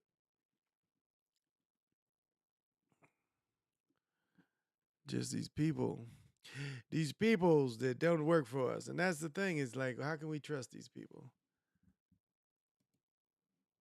You know, it's no way we trust these people with anything. And yet these are supposed to be our heroes. These are supposed to be the people we look up to. I don't get that. Like I say, we're supposed to work on ourselves. Or as Quantum of Science says, work on yourself. That's what it's about. Work on what's around you and make that stronger. Whoever's your friend and who is your inner group, work on them. Make them strong as you possibly can.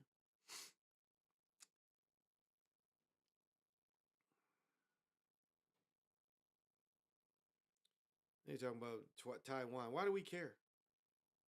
They take an island off their land, okay? Didn't America do that all the time? Take all these islands? Ain't no free islands no more. All the islands is occupied. Yeah. So what does it matter?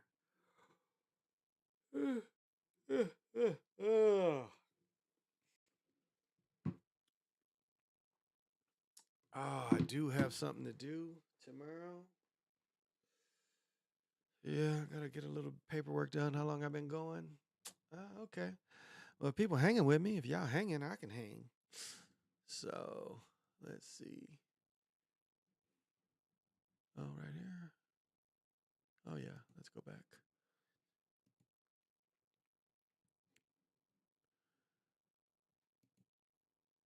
So there's always been propaganda used against us.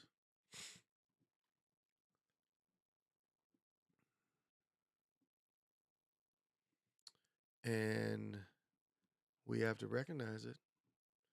We have to recognize what's propaganda and what's not. And how we move and how we think and what we think. Because it's easy for us to be swayed.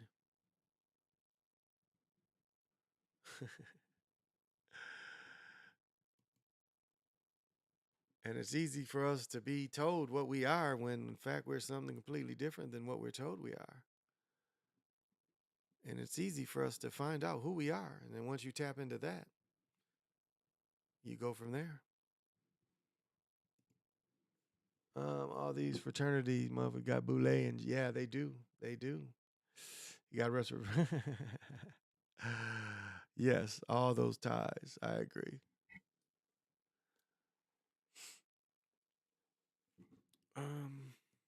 Maybe no, not this. We'll go away from that.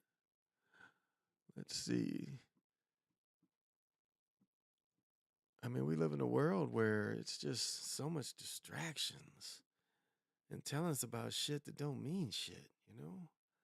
That's what's so sad about the world. It's, and I'll say this, it interested me. Like Corey Holcomb is a great comedian, but far as understanding culture, he doesn't understand it. He gets suckered into this racist stuff.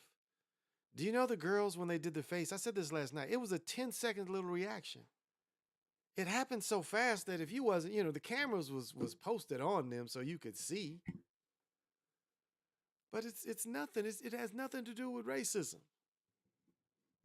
It only has something to do with racism for people that want to believe in that. They want to have part of emotionalism. But that game and that moment had nothing to do with it. A girl had been doing that, mocking people the whole tournament, mocking people the whole year. So that's why the sister did it back to her. So it's just, so when you see some of these people that really aren't on top of sports and then aren't sophisticates, because you got to be somewhat sophisticated, and we can't say Corey Holcomb is sophisticated at all. He's a great comedian, no doubt, but he's not sophisticated. And a lot of these things come out, and it's obvious that he ain't sophisticated enough to see what's really going on. And so his opinion is the same opinion that everybody else is saying. He ain't saying nothing new. And if you push that, it makes me wonder, what is this other dude's name? Self-talk. You pushing that. Corey ain't sophisticated. What he said about the basketball ain't sophisticated. And you pushing this unsophisticated answer. And it's like sometimes I look at him and like it's almost a child talking. It's like the knowledge that comes out of him on some subjects is like a child talking. It's like, man, where have you been? What world do you live in? It's like it's unbelievable. And that's Wake used to mean mugs that understood the world. It had nothing to do with being liberal. It's like that. But it's like now he's under the clouds. You still live in the clouds of propaganda. You don't even know who the real enemy is. If you always screaming black and white, there's a group of people that put that together and put that narrative in there. There's no narrative for the men's game that was more popular. No narrative, no continuation. Well, what do you got to say about the men's game? Ain't nothing to say. Ain't no racist thing in the men's game. So you got to be sophisticated, and some things is worth ignoring. Not continuing is worth ignoring. He loud as hell too. too much out there now. Just silly people sitting on the internet, not knowing how to socialize or interact with others. Exactly. But not getting it. That's what sin means, is you just don't get it. He doesn't really get it. I mean, it's one thing to be funny, but just to get it, you don't get it. Oh, I don't know, Super Sly, if you end up watching, or maybe somebody out there knows what it is. What is it? Okay, what is it called? If somebody out there knows, in TV and movies, you get a rating. Is it the PR rating? Because I was trying to explain to my fiance how Big Perk is on TV. But there's a way everybody gets rating. All the actors and actresses and personalities on TV, you all get rated a certain rating. That's why Barkley has all these commercials now. And what is that called? It's I used to know it, but I'm old, and it's like I learned about so much shit that I don't really care. So if any of y'all can help me remember what that rating is and why Big Perk is on TV every day. Because Big Perk is, and I'll say this, Big Perk's clothes look better than Barkley's clothes. They fit him better. And Perk is what, 6'10"? Barkley 6'4.5", 6'5". The clothes, he just looks funny with clothes, and where Big Perk wears suits and stuff and looks good in his clothes. So I don't know. Nelson, no, not the Nelson ratings. No, it's not the Nelson ratings. Nelson ratings is individual shows. No, there's something out there that rates each performer, and they have a rating. And it's not like the A-list, but that's kind of how they come up with it. They look at, like, say they do a show, like say they do any show, and in that show they see how each person is rating, and then they put those ratings together, how each person scores, to see if that's enough to carry the show. So it's not that. It's not that. It's not Nelson. It's not the Nelson ratings. It's called something else. It's an individual thing. Because Nelson's is for shows, but it's an individual rating. So I don't, it's PRI or some shit like that.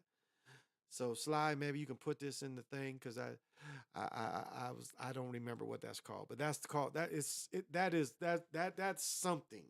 What's it called? I don't remember. But that is the way how people get ratings on television. And what's it called? I can't think. I don't remember what it's called. So, but joyful full moon energies out there to everybody, for sure. That's kind of why, I gave a little bit. If you want to go back to get some vibrations, the vibrations are there to get. So that's why I put them out there for everybody. Let me see if I can do a quick search. No, not there. I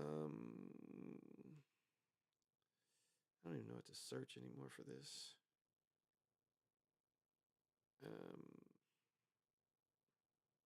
Yeah, I don't know. I'm gonna have to look it up because I don't even know what to search right now.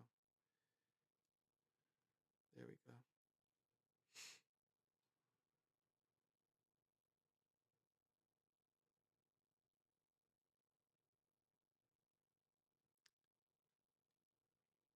Oh, didn't hear about that.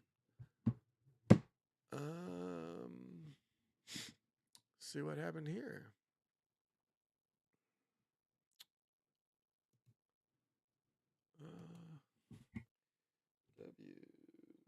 WCCO. There we go. Let's see if we can get a little bit of this. See what happened today. What? No. Had nothing to do with this. That one I want to look up. What is this? Ah, here we go. Check this out. Let's see. Okay, commercial good. Skip ad. Check this out. This is our local grocery store. Whoa. Breaking news. Transgender athletes will... Okay.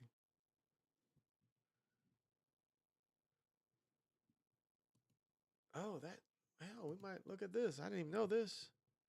Check this out. Oh, shit. That might be worth hearing. In women's sports in Kansas schools. House and Senate members have voted to override Governor Kelly's veto of the Fairness in Women's Sports Act. House Bill 2238 requires all school athletic teams be designated boys, girls, or co-ed. Transgender students will not be allowed to play on girls' teams. This all takes effect July 1st. Attorney General Chris Kobach says his office is ready to respond to any legal challenge. Right. Ooh. Ooh.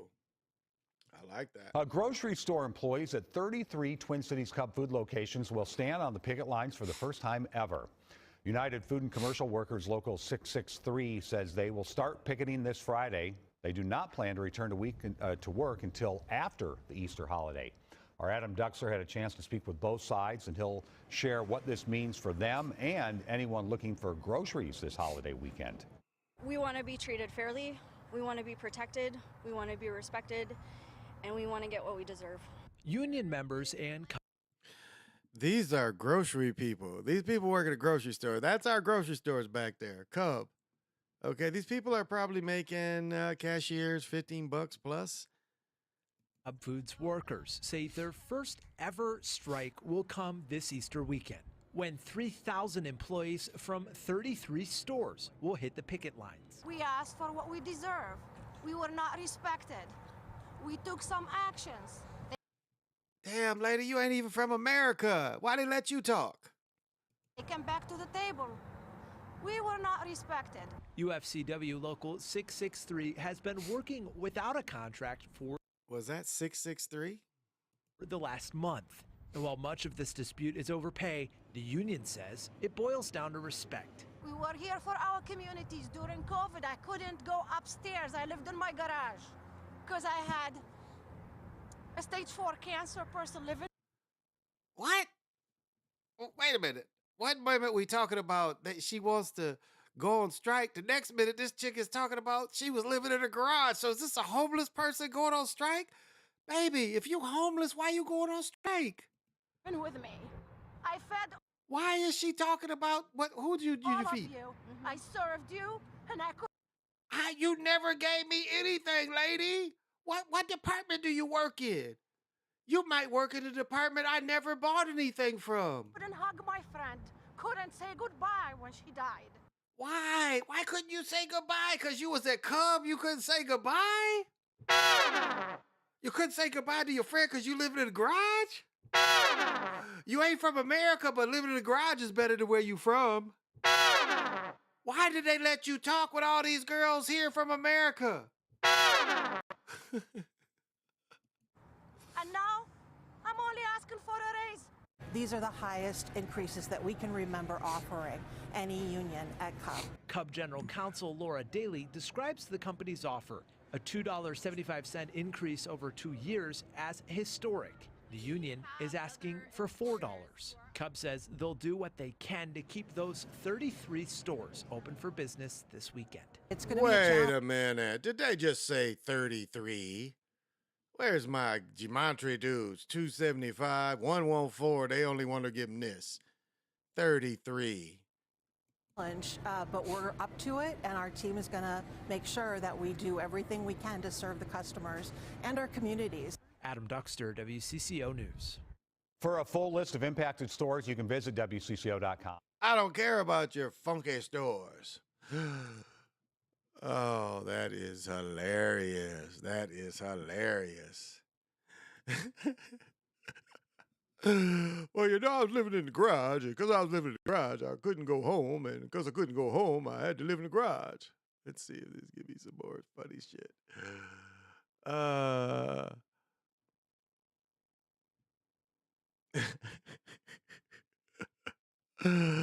Oh, this stuff is just so funny, y'all. It's just so funny. Let me see. Because up here, it's just some funny mugs. It's just some funny, hilarious stuff up here. What does the mayor got to talk about? This mayor, and I know everybody broke him down in gematria. This mayor is a plant, if there was ever a plant, is this mayor. I'm not listening to him for 19 minutes. What the fuck has the mayor got to say? Let's see. Okay.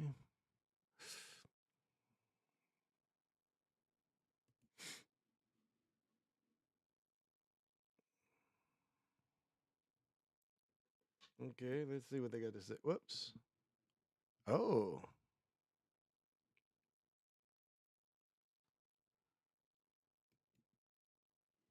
actually was kind of cool. Let's see.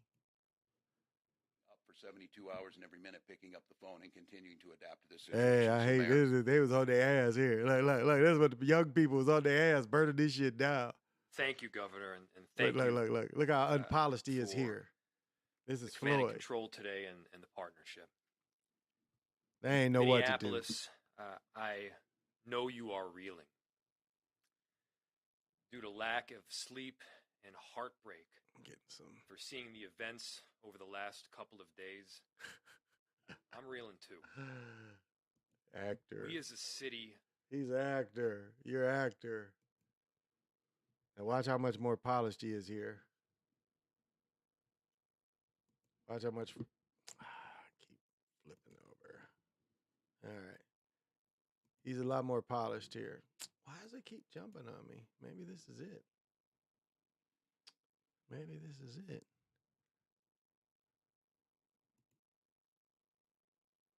Okay, I guess this is it. Calls to defund the police. This can't be. It keeps jumping. I don't know. That's what it is. Oh, this is all Floyd shit. Okay. I don't want to see all Floyd shit. I kind of hate they killed some of my Floyd work, though. That shit was kind of funny. I mean, it's just the weirdest stuff up here happens.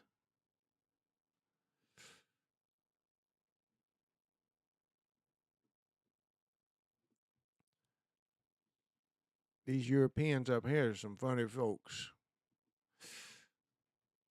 Well, I guess they ain't doing nothing funny tonight, y'all.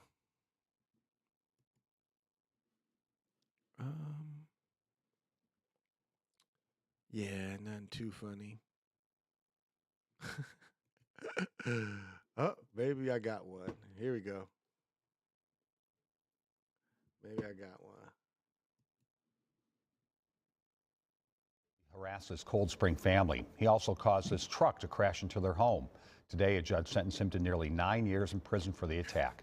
Only on WCCO, Jennifer Merrily takes us inside the courtroom for the sentencing.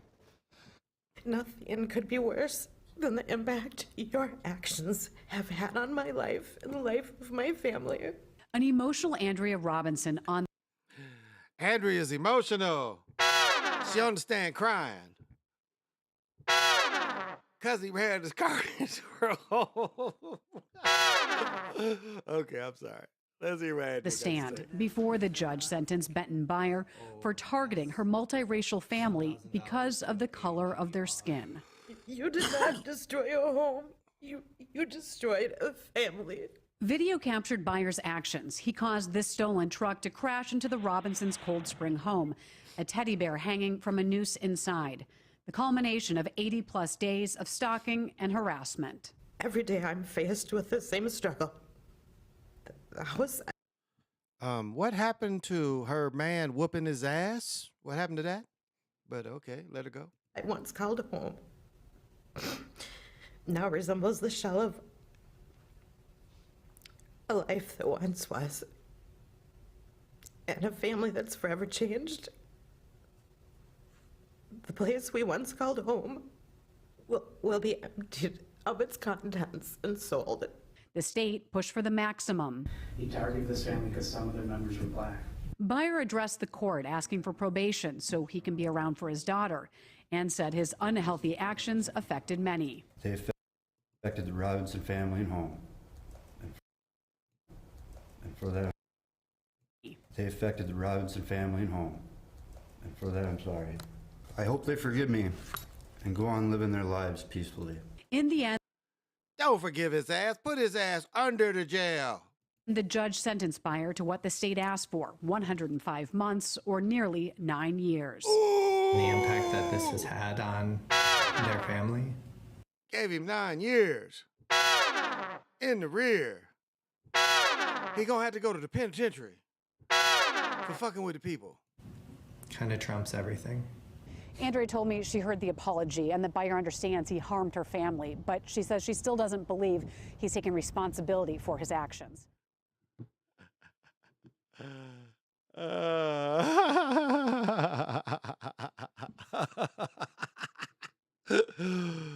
God couldn't think of nothing else to do but just fuck with them. You know, just every day, like, you know, that black family lives by us, and I've got to go bother him. You know, I've got to go run the car into their house. Kind of sounds no. It sounds like that's what Zach had. He had somebody running his goddamn house. So I don't know, guys. I don't know, but I think it's funny. I think it's just funny that he doesn't like them for some reason. Teens turning to TikTok for mental health advice. Damn. Teens are turning to TikTok for mental health advice. Let's hear it. And increasingly use it as a search engine to find advice. CBS's Who needs advice for TikTok? Asher Qureshi exposes the potential dangers and the unlikely social media star trying to set the message, trying to set young people straight. Social media therapy. It's trending. Social media therapy. Come on. On TikTok, the hashtag mental health has been searched more than 67 billion times. Everybody needs mental health search. If you've got ADHD, autism, or you have You probably have medication in America. ADHD. Let's talk about suicide awareness. This time has been super difficult for all of us. The search became a It's tough on young folks. It is tough. serious problem for Samantha Fridley. A serious problem. It was more, I was just looking for like mental health advocacy. It turned into diagnosis. As a high schooler who was already seeing It's people on TikTok that got doctorate degrees that can diagnose you. Let's go. a therapist for anxiety and depression, Fridley watched countless videos of influencers sharing thoughts on mental health conditions. Wait a minute. It didn't say she watched psychologists. She watched other just people? And says TikTok flooded her feed with hundreds more. It made it a lot worse. My anxiety was constantly like, well, if I have this. Wait a minute. TikTok made her keep watching? She had to keep watching the videos, even though it made her feel worse. She said, I can't get off the TikTok.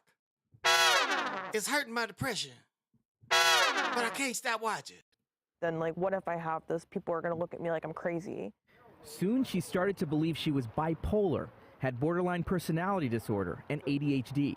According to one analysis of popular TikTok videos about ADHD, 52% were deemed misleading. It just got to a point where I was losing sleep because of it. I would be up until like 3 a.m. on TikTok, just like. Hey, wait, you was up at 3 a.m.? Don't she go to school? She ain't in college. Where's her parents? Take her phone. Researching. And you were self-diagnosing. Mm-hmm. Were you diagnosed with any of these? I self-diagnosed with some bud. I say, hey, I need some bud. Let's get up. Never. The videos in her For You feed were picked for her by TikTok's unique algorithm. Okay, enough of this. Enough of TikTok algorithm. Oh, my goodness, y'all.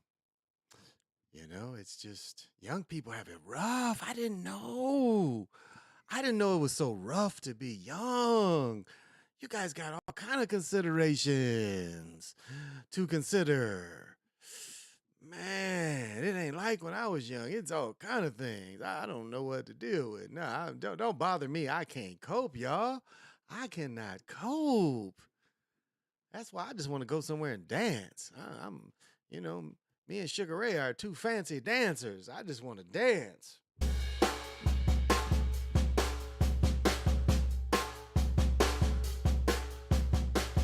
Oh, see? Don't you feel better because I was dancing? You guys should feel better because I was dancing. What time is it?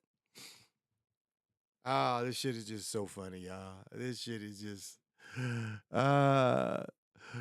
Signed your kids. Atlanta son struggles to help find her son. Atlanta psychiatrist struggles to help find her son. Man, it's rough in the world, y'all. This is the weirdest of weirder. Wait a minute. I didn't know about this. Oh, we need to watch. We need to watch this. Oh, we need to watch this. This is short.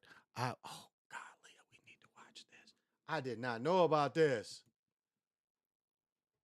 And this month, the Carlson twins are celebrating 10 years of living their own lives. Abigail and Isabel were successfully separated by a team of Mayo Clinic surgeons when they were 6 months old. Now they're in the 4th grade, living in North Dakota. WCCO's Liz Collin caught up. Dang. How should I say it? They look like children from the corn. I'm scared. They used to be together. Now they apart. Ooh, they creepy looking. With the girls whose medical story captured worldwide attention. Well, capture me worldwide. Folding them. 2 girls, 2 classrooms. Countless contrasts. I'm Isabel. I'm Abby. Concentration, 64. Sisters that share an infectious spunk. Shake your booty. But if you ask them, not much more. Almost every night we look into it in the mirror in our room. Should I dare say they're not very handsome children? And we're like, how do people get it mixed up? 10-year-old identical twins. The only way they've ever known life to be. I think, was that ever us? I can't remember that. Isabel and Abby Carlson spent their first 6 months in Minnesota hospital rooms. Sisters conjoined at birth. Isabel's heart more into Abby's chest, and other organs twisted together. 1 week, folks, 1 week to go. Medical teams at Mayo Clinic trained for months. So, you remember when I was talking all that stuff about when the boogeyman was around, and I said that I live within 50 miles of the best hospital in the world? Yeah, and they didn't seem panicked down there. Why would I panic when the best hospital in the world wasn't panicking? For the marathon separation surgery. You have a cardiac team, a liver team, a biopancreas team, I don't know. That mustache make me not trust you. Plastic surgery teams, and then double them because there's 2 patients. Doctors seem to me pretty confident, but I'm pretty emotional. We now see why the girls are so homely. May 12th, 2006. 12 hours, 17 surgeons. The separation is complete. You have 2 beautiful little girls. 2 weeks later, they went home to North Dakota as 2. Today, a lot of our prayers have been answered. That's Adam Sandler. I'll be trying to sneak in Adam Sandler. Their parents have watched them grow into giggly little girls, into gymnastics, clothes. I'm mainly the quiet one. I'm quiet. No, I'm quiet. Okay, enough of the ugly little girls. I'm sorry, y'all. I'm sorry that I had to show you those ugly children, because those are some ugly children. Conjoined or not, y'all were some ugly little girls. I'm sorry. I'm sorry I put those ugly little girls on y'all, because it was some ugly little children. Oh, my goodness. I just was taken away. Then they showed their mom, and I was like, then the daddy was Adam Sandler? Come on now. What is the deal on that?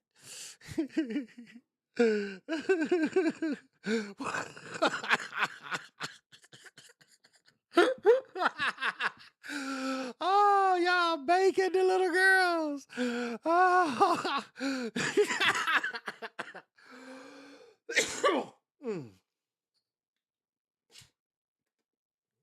God damn.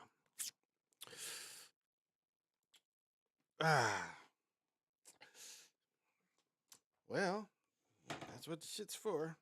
Sorry. Shit a wash. Oh my goodness. These folks up here ain't very handsome sometimes. Sometimes these ain't very handsome people up here, y'all. That's a hell of a story. Conjoined. Man.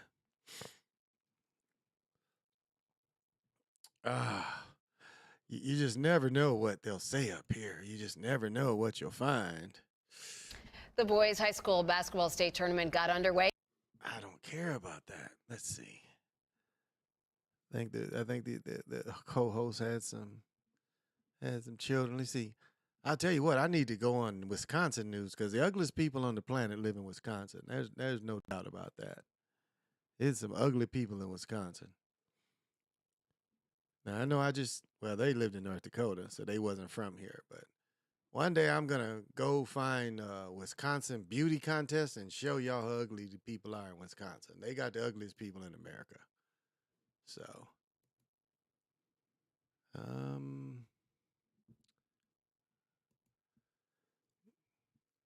give y'all some more Minnesota news. Metro Transit's single safe experience for Twins during their home game. Damn, they've had a home Twins game? When? It's been too damn cold here. Wanted to show this dude got fired. This dude here got banned for like 10 years, y'all. He's like, he can't be a cop for 10 years. What is this? National attention, small town, wouldn't win. I don't know what this is. Ah, this is so sad. Do y'all want to have a sad story? This is sad. Oh, this is so sad. I gotta show this. Ooh, I don't want to show that. I'm so sad. I'm gonna show y'all a sad story. This is sad. Here in Minnesota, the Minnesota DNR Eagle Cam gives us a rare front seat to nature and wildlife. But when you get to see it all, that includes the good and the bad. WCCO's Mariel Mose shares the sad update that was caught on camera. Sad update. It's a very sad day. Lori Nauman is one of the people behind the Minnesota DNR Eagle Cam since its installation 10 years ago. But 10 years before the camera, in 2003, this eagle nest started being built and has been growing in size every year. And the eagle family that lives here has been growing too. Just last week, the camera gave the world a window into the hatching of an eagle chick. And thousands have been glued to the live stream ever since. We've been glued. We have feared for a few years that that tree was. Now, I don't know why they keep showing these ugly Europeans, but this is the ugly European night, I guess. This chick is hit. Oh, how could you be any uglier, lady? Could you really be? Why are these ugly people on TV? It's not going to hold that nest forever. Just before 8 Sunday morning, viewers watched in real time as the nest with the chick inside of it The nest fell. is 100 feet in the air. So that tumble for a chick that was only 1 week old, it was probably not going to make that.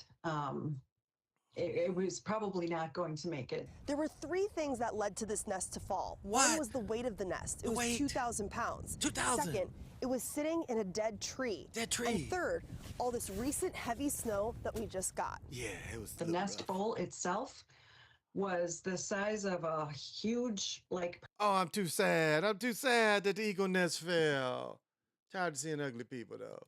Eagle nest fell. I was really sad. I was watching it live. Eagle nest. This was a while ago. I don't think Jeffrey sent me nothing about that. Who is this? Minnesota native raising money for nonprofit skateboarding across Cuba? What? What in the hell did they just... What is this? Addressing railroad safety. I don't know if y'all know we had a pile of burning fuel and steel steps from a small Minnesota town. There's still a lot of work to do nearly 24 hours after a train jumped the tracks in Raymond, which is about 90 miles west of the Twin Cities. As you can see, tanker cars erupted in flames. It all happened so close to town that hundreds of families were forced to evacuate. WCCO's Jonah Kaplan is in Raymond tonight.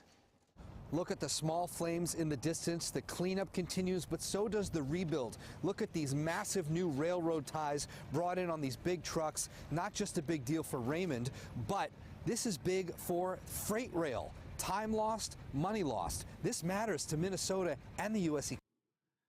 Damn, it matters. See derailments, train unsafety everywhere. Seems like it's almost an attack. Doesn't seem normal or natural the way they do it. Let me see if I can show this. Oh, Cannon Falls shelter in place issue due to suspect behavior to be armed. I don't know. This is just some funny shit, y'all. Just some funny shit, y'all. Just some funny shit. Just some funny stuff, y'all. I'm just having fun tonight. Having fun tonight. It's just pothole. Oh my goodness, potholes. Sean, do you know what a pothole is? See, what a pothole is in the wintertime, plows have to plow the streets. And there's really no consideration for the street. So it's just plowed. What happens is years have passed, they call it like repairs. So like a pothole will come and they'll put not asphalt, but they'll put blacktop in it. Then they'll pat it down and it gets hard. This is how they fix them. So they'll hold long as it's normal weather. But in the winter comes, these patches are picked up by the plows because the plow don't give a fuck. It's just getting that snow off. So we have potholes. And as I was talking about Detroit earlier, Detroit going 94 into like when you're out there by that airport is just horrible roads. Some of the worst roads I've been on. Again, it's been years, but we've been fighting them here. I hit one on the highway. I was wondering about my suspension. I hit that shit. I was on the highway, like boom, boom. I was like, damn. So that's what a pothole is. Another thing, let me tell you, I'll say this. Another thing we're going to deal with is flooding because there's a lot of snow. Now, I want to tell you what's interesting, and this is a funny phenomenon, and I might take some pictures if I find one just to pass on to everybody. But, so we have these giant snow, like, remember when snow is cleared where people park, it's put into these mounds. And these mounds are, what these mounds become of is giant blocks of ice. And other winters, like right now, even if the weather changes, these mounds, some of them will be there in June. Some of these mounds, you'll still see some of it in June. That is how long it takes and how big some of these mounds are. That's how much snow. Again, if you look at how much 80 plus inches of snow is, that is what these mounds are. They're 80 some, they're more than 80. These mounds are 20, 30 feet mounds. You know, only about, 15, maybe the one I saw today, that shit was probably 40 feet high, 2 or 3 car lengths long. No. I'll take that back. Wide. It's probably 2 or 3 car lengths wide, it was probably 6 or 7 car lengths long. That's how big this thing was. And so even when the weather changes, this thing ain't just going to melt very easily. It's going to take, a little bit to melt it. So way too many potholes. And you guys have those down there too. Okay. You have them down in New Zealand. Okay. It's the same thing then. Yeah. So that's something like Pittsburgh was called the pothole capital, but here too, it's pretty bad. And I feel bad for the people in the north side. They ain't going to fix their potholes. So, and it's funny, like my ex-wife is moving to the suburbs and my sons are moving to her place. So that's going to be kind of interesting, but they're going to have a lot more room, a lot bigger place for those two. So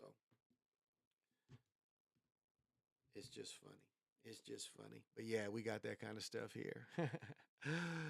And it can mess your cars up. It can mess your cars up. Okay. I've been going for 2 hours, so I can keep chopping for a minute. Got a couple things to do tomorrow, but not too many. But those are just some things that seem funny here.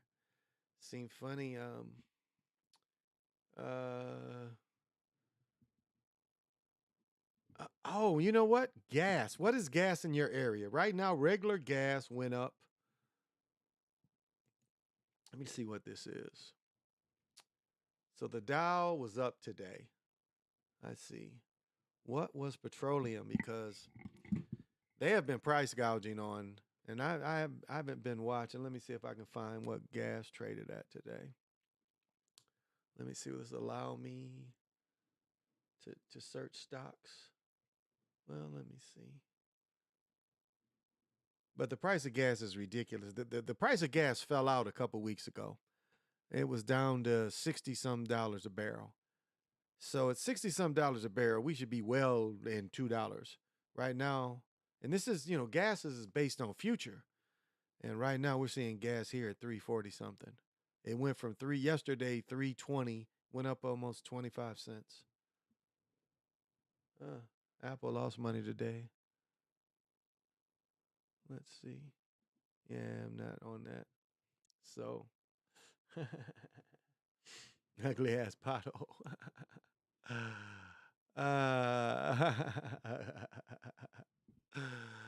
Yeah, I hit that shit because we've been traveling a lot lately. We've been going around. How many people out there practice Easter?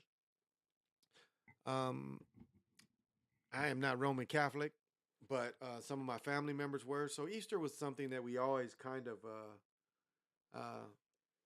treated, as a holiday where the family met and we ate. And me personally, with my children, I bought damn near as many Christmas gifts or Easter gifts as I did for Christmas. It was almost like Easter was another holiday. I mean, almost like another Christmas. And I wasn't taking the boys to church or nothing. I was just buying them gifts. When they was old enough, I was just buying them gifts for Easter. Buying them gifts like it was Christmas. So they got excited. And so I kept doing it for Easter. And it had nothing to do with the holiday or nothing. It was just like, I don't know. I just started doing it for my children. They're old enough, and sometimes you have good fortune. So I would always have good fortune. Especially 16 years ago. And this is and my ex-wife may say I'm bogus, but my son, I bought my son a Game Boy. I bought my son a Game Boy, I think. And it had all the cartridges, the football games and everything. And this is back in 07, the Easter of 07. Yeah, within a year, his mother, who had an addiction problem, she stole one of my diamond rings and she stole his Game Boy. She left the games, but she sold those things for crack. And this is a fact. And she tried to say, well, I think the neighbor came in here. Bitch, you was up in here the whole time. And I remember coming home. And my son was like, Dad, my game is gone. My Game Boy's gone. And, how do you look at your child knowing that you sold his shit for drugs? And I watched her mama do it to her brother. And I'm looking at her like, how can you do this to your child? How? You were fiending that bad while I was at work and he was at school that you just had to smoke crack. But that's her. That's what she did. And she can't deny that. So I had to buy him another one. Of course I did. And we'll lock it up from her. But that's sad. That's sad. And her mother did the same thing. She did it to her little brother. Her mother was so addicted to crack that she sold his PlayStation. Sold his PlayStation to I don't want this. Sold his PlayStation for crack. That's what addiction does. Addiction will do that for you. So she can't say I'm lying. But that's what some people do. Well, I'm feeling boring, guys. I'm boring. So I'm going to call it because I do got a little bit to do and some shit to look up. So this has been the Chocolate Mountain Show. Oh, but do we want to finish? Where are we at? Let's have a laugh. Oh, come on. Don't do this. Okay. Would it be there?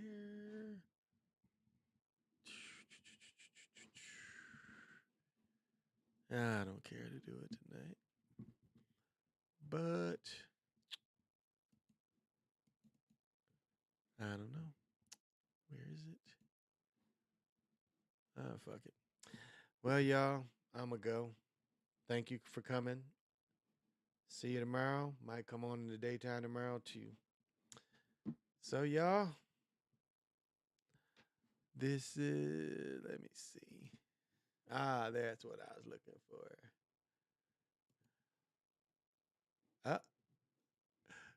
This shit is the funniest shit in the world.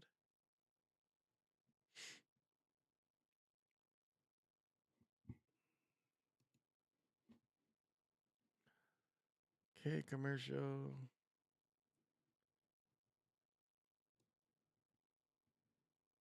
Oh, here we go.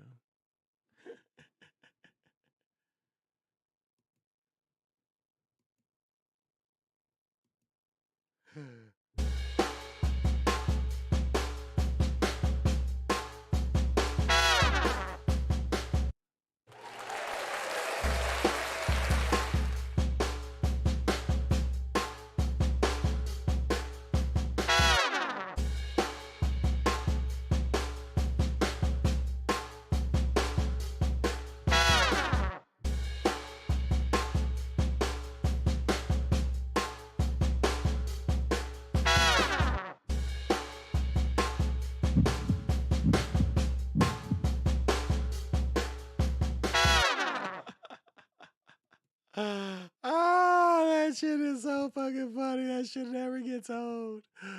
Well, y'all, this is your main man from Japan coming at ya.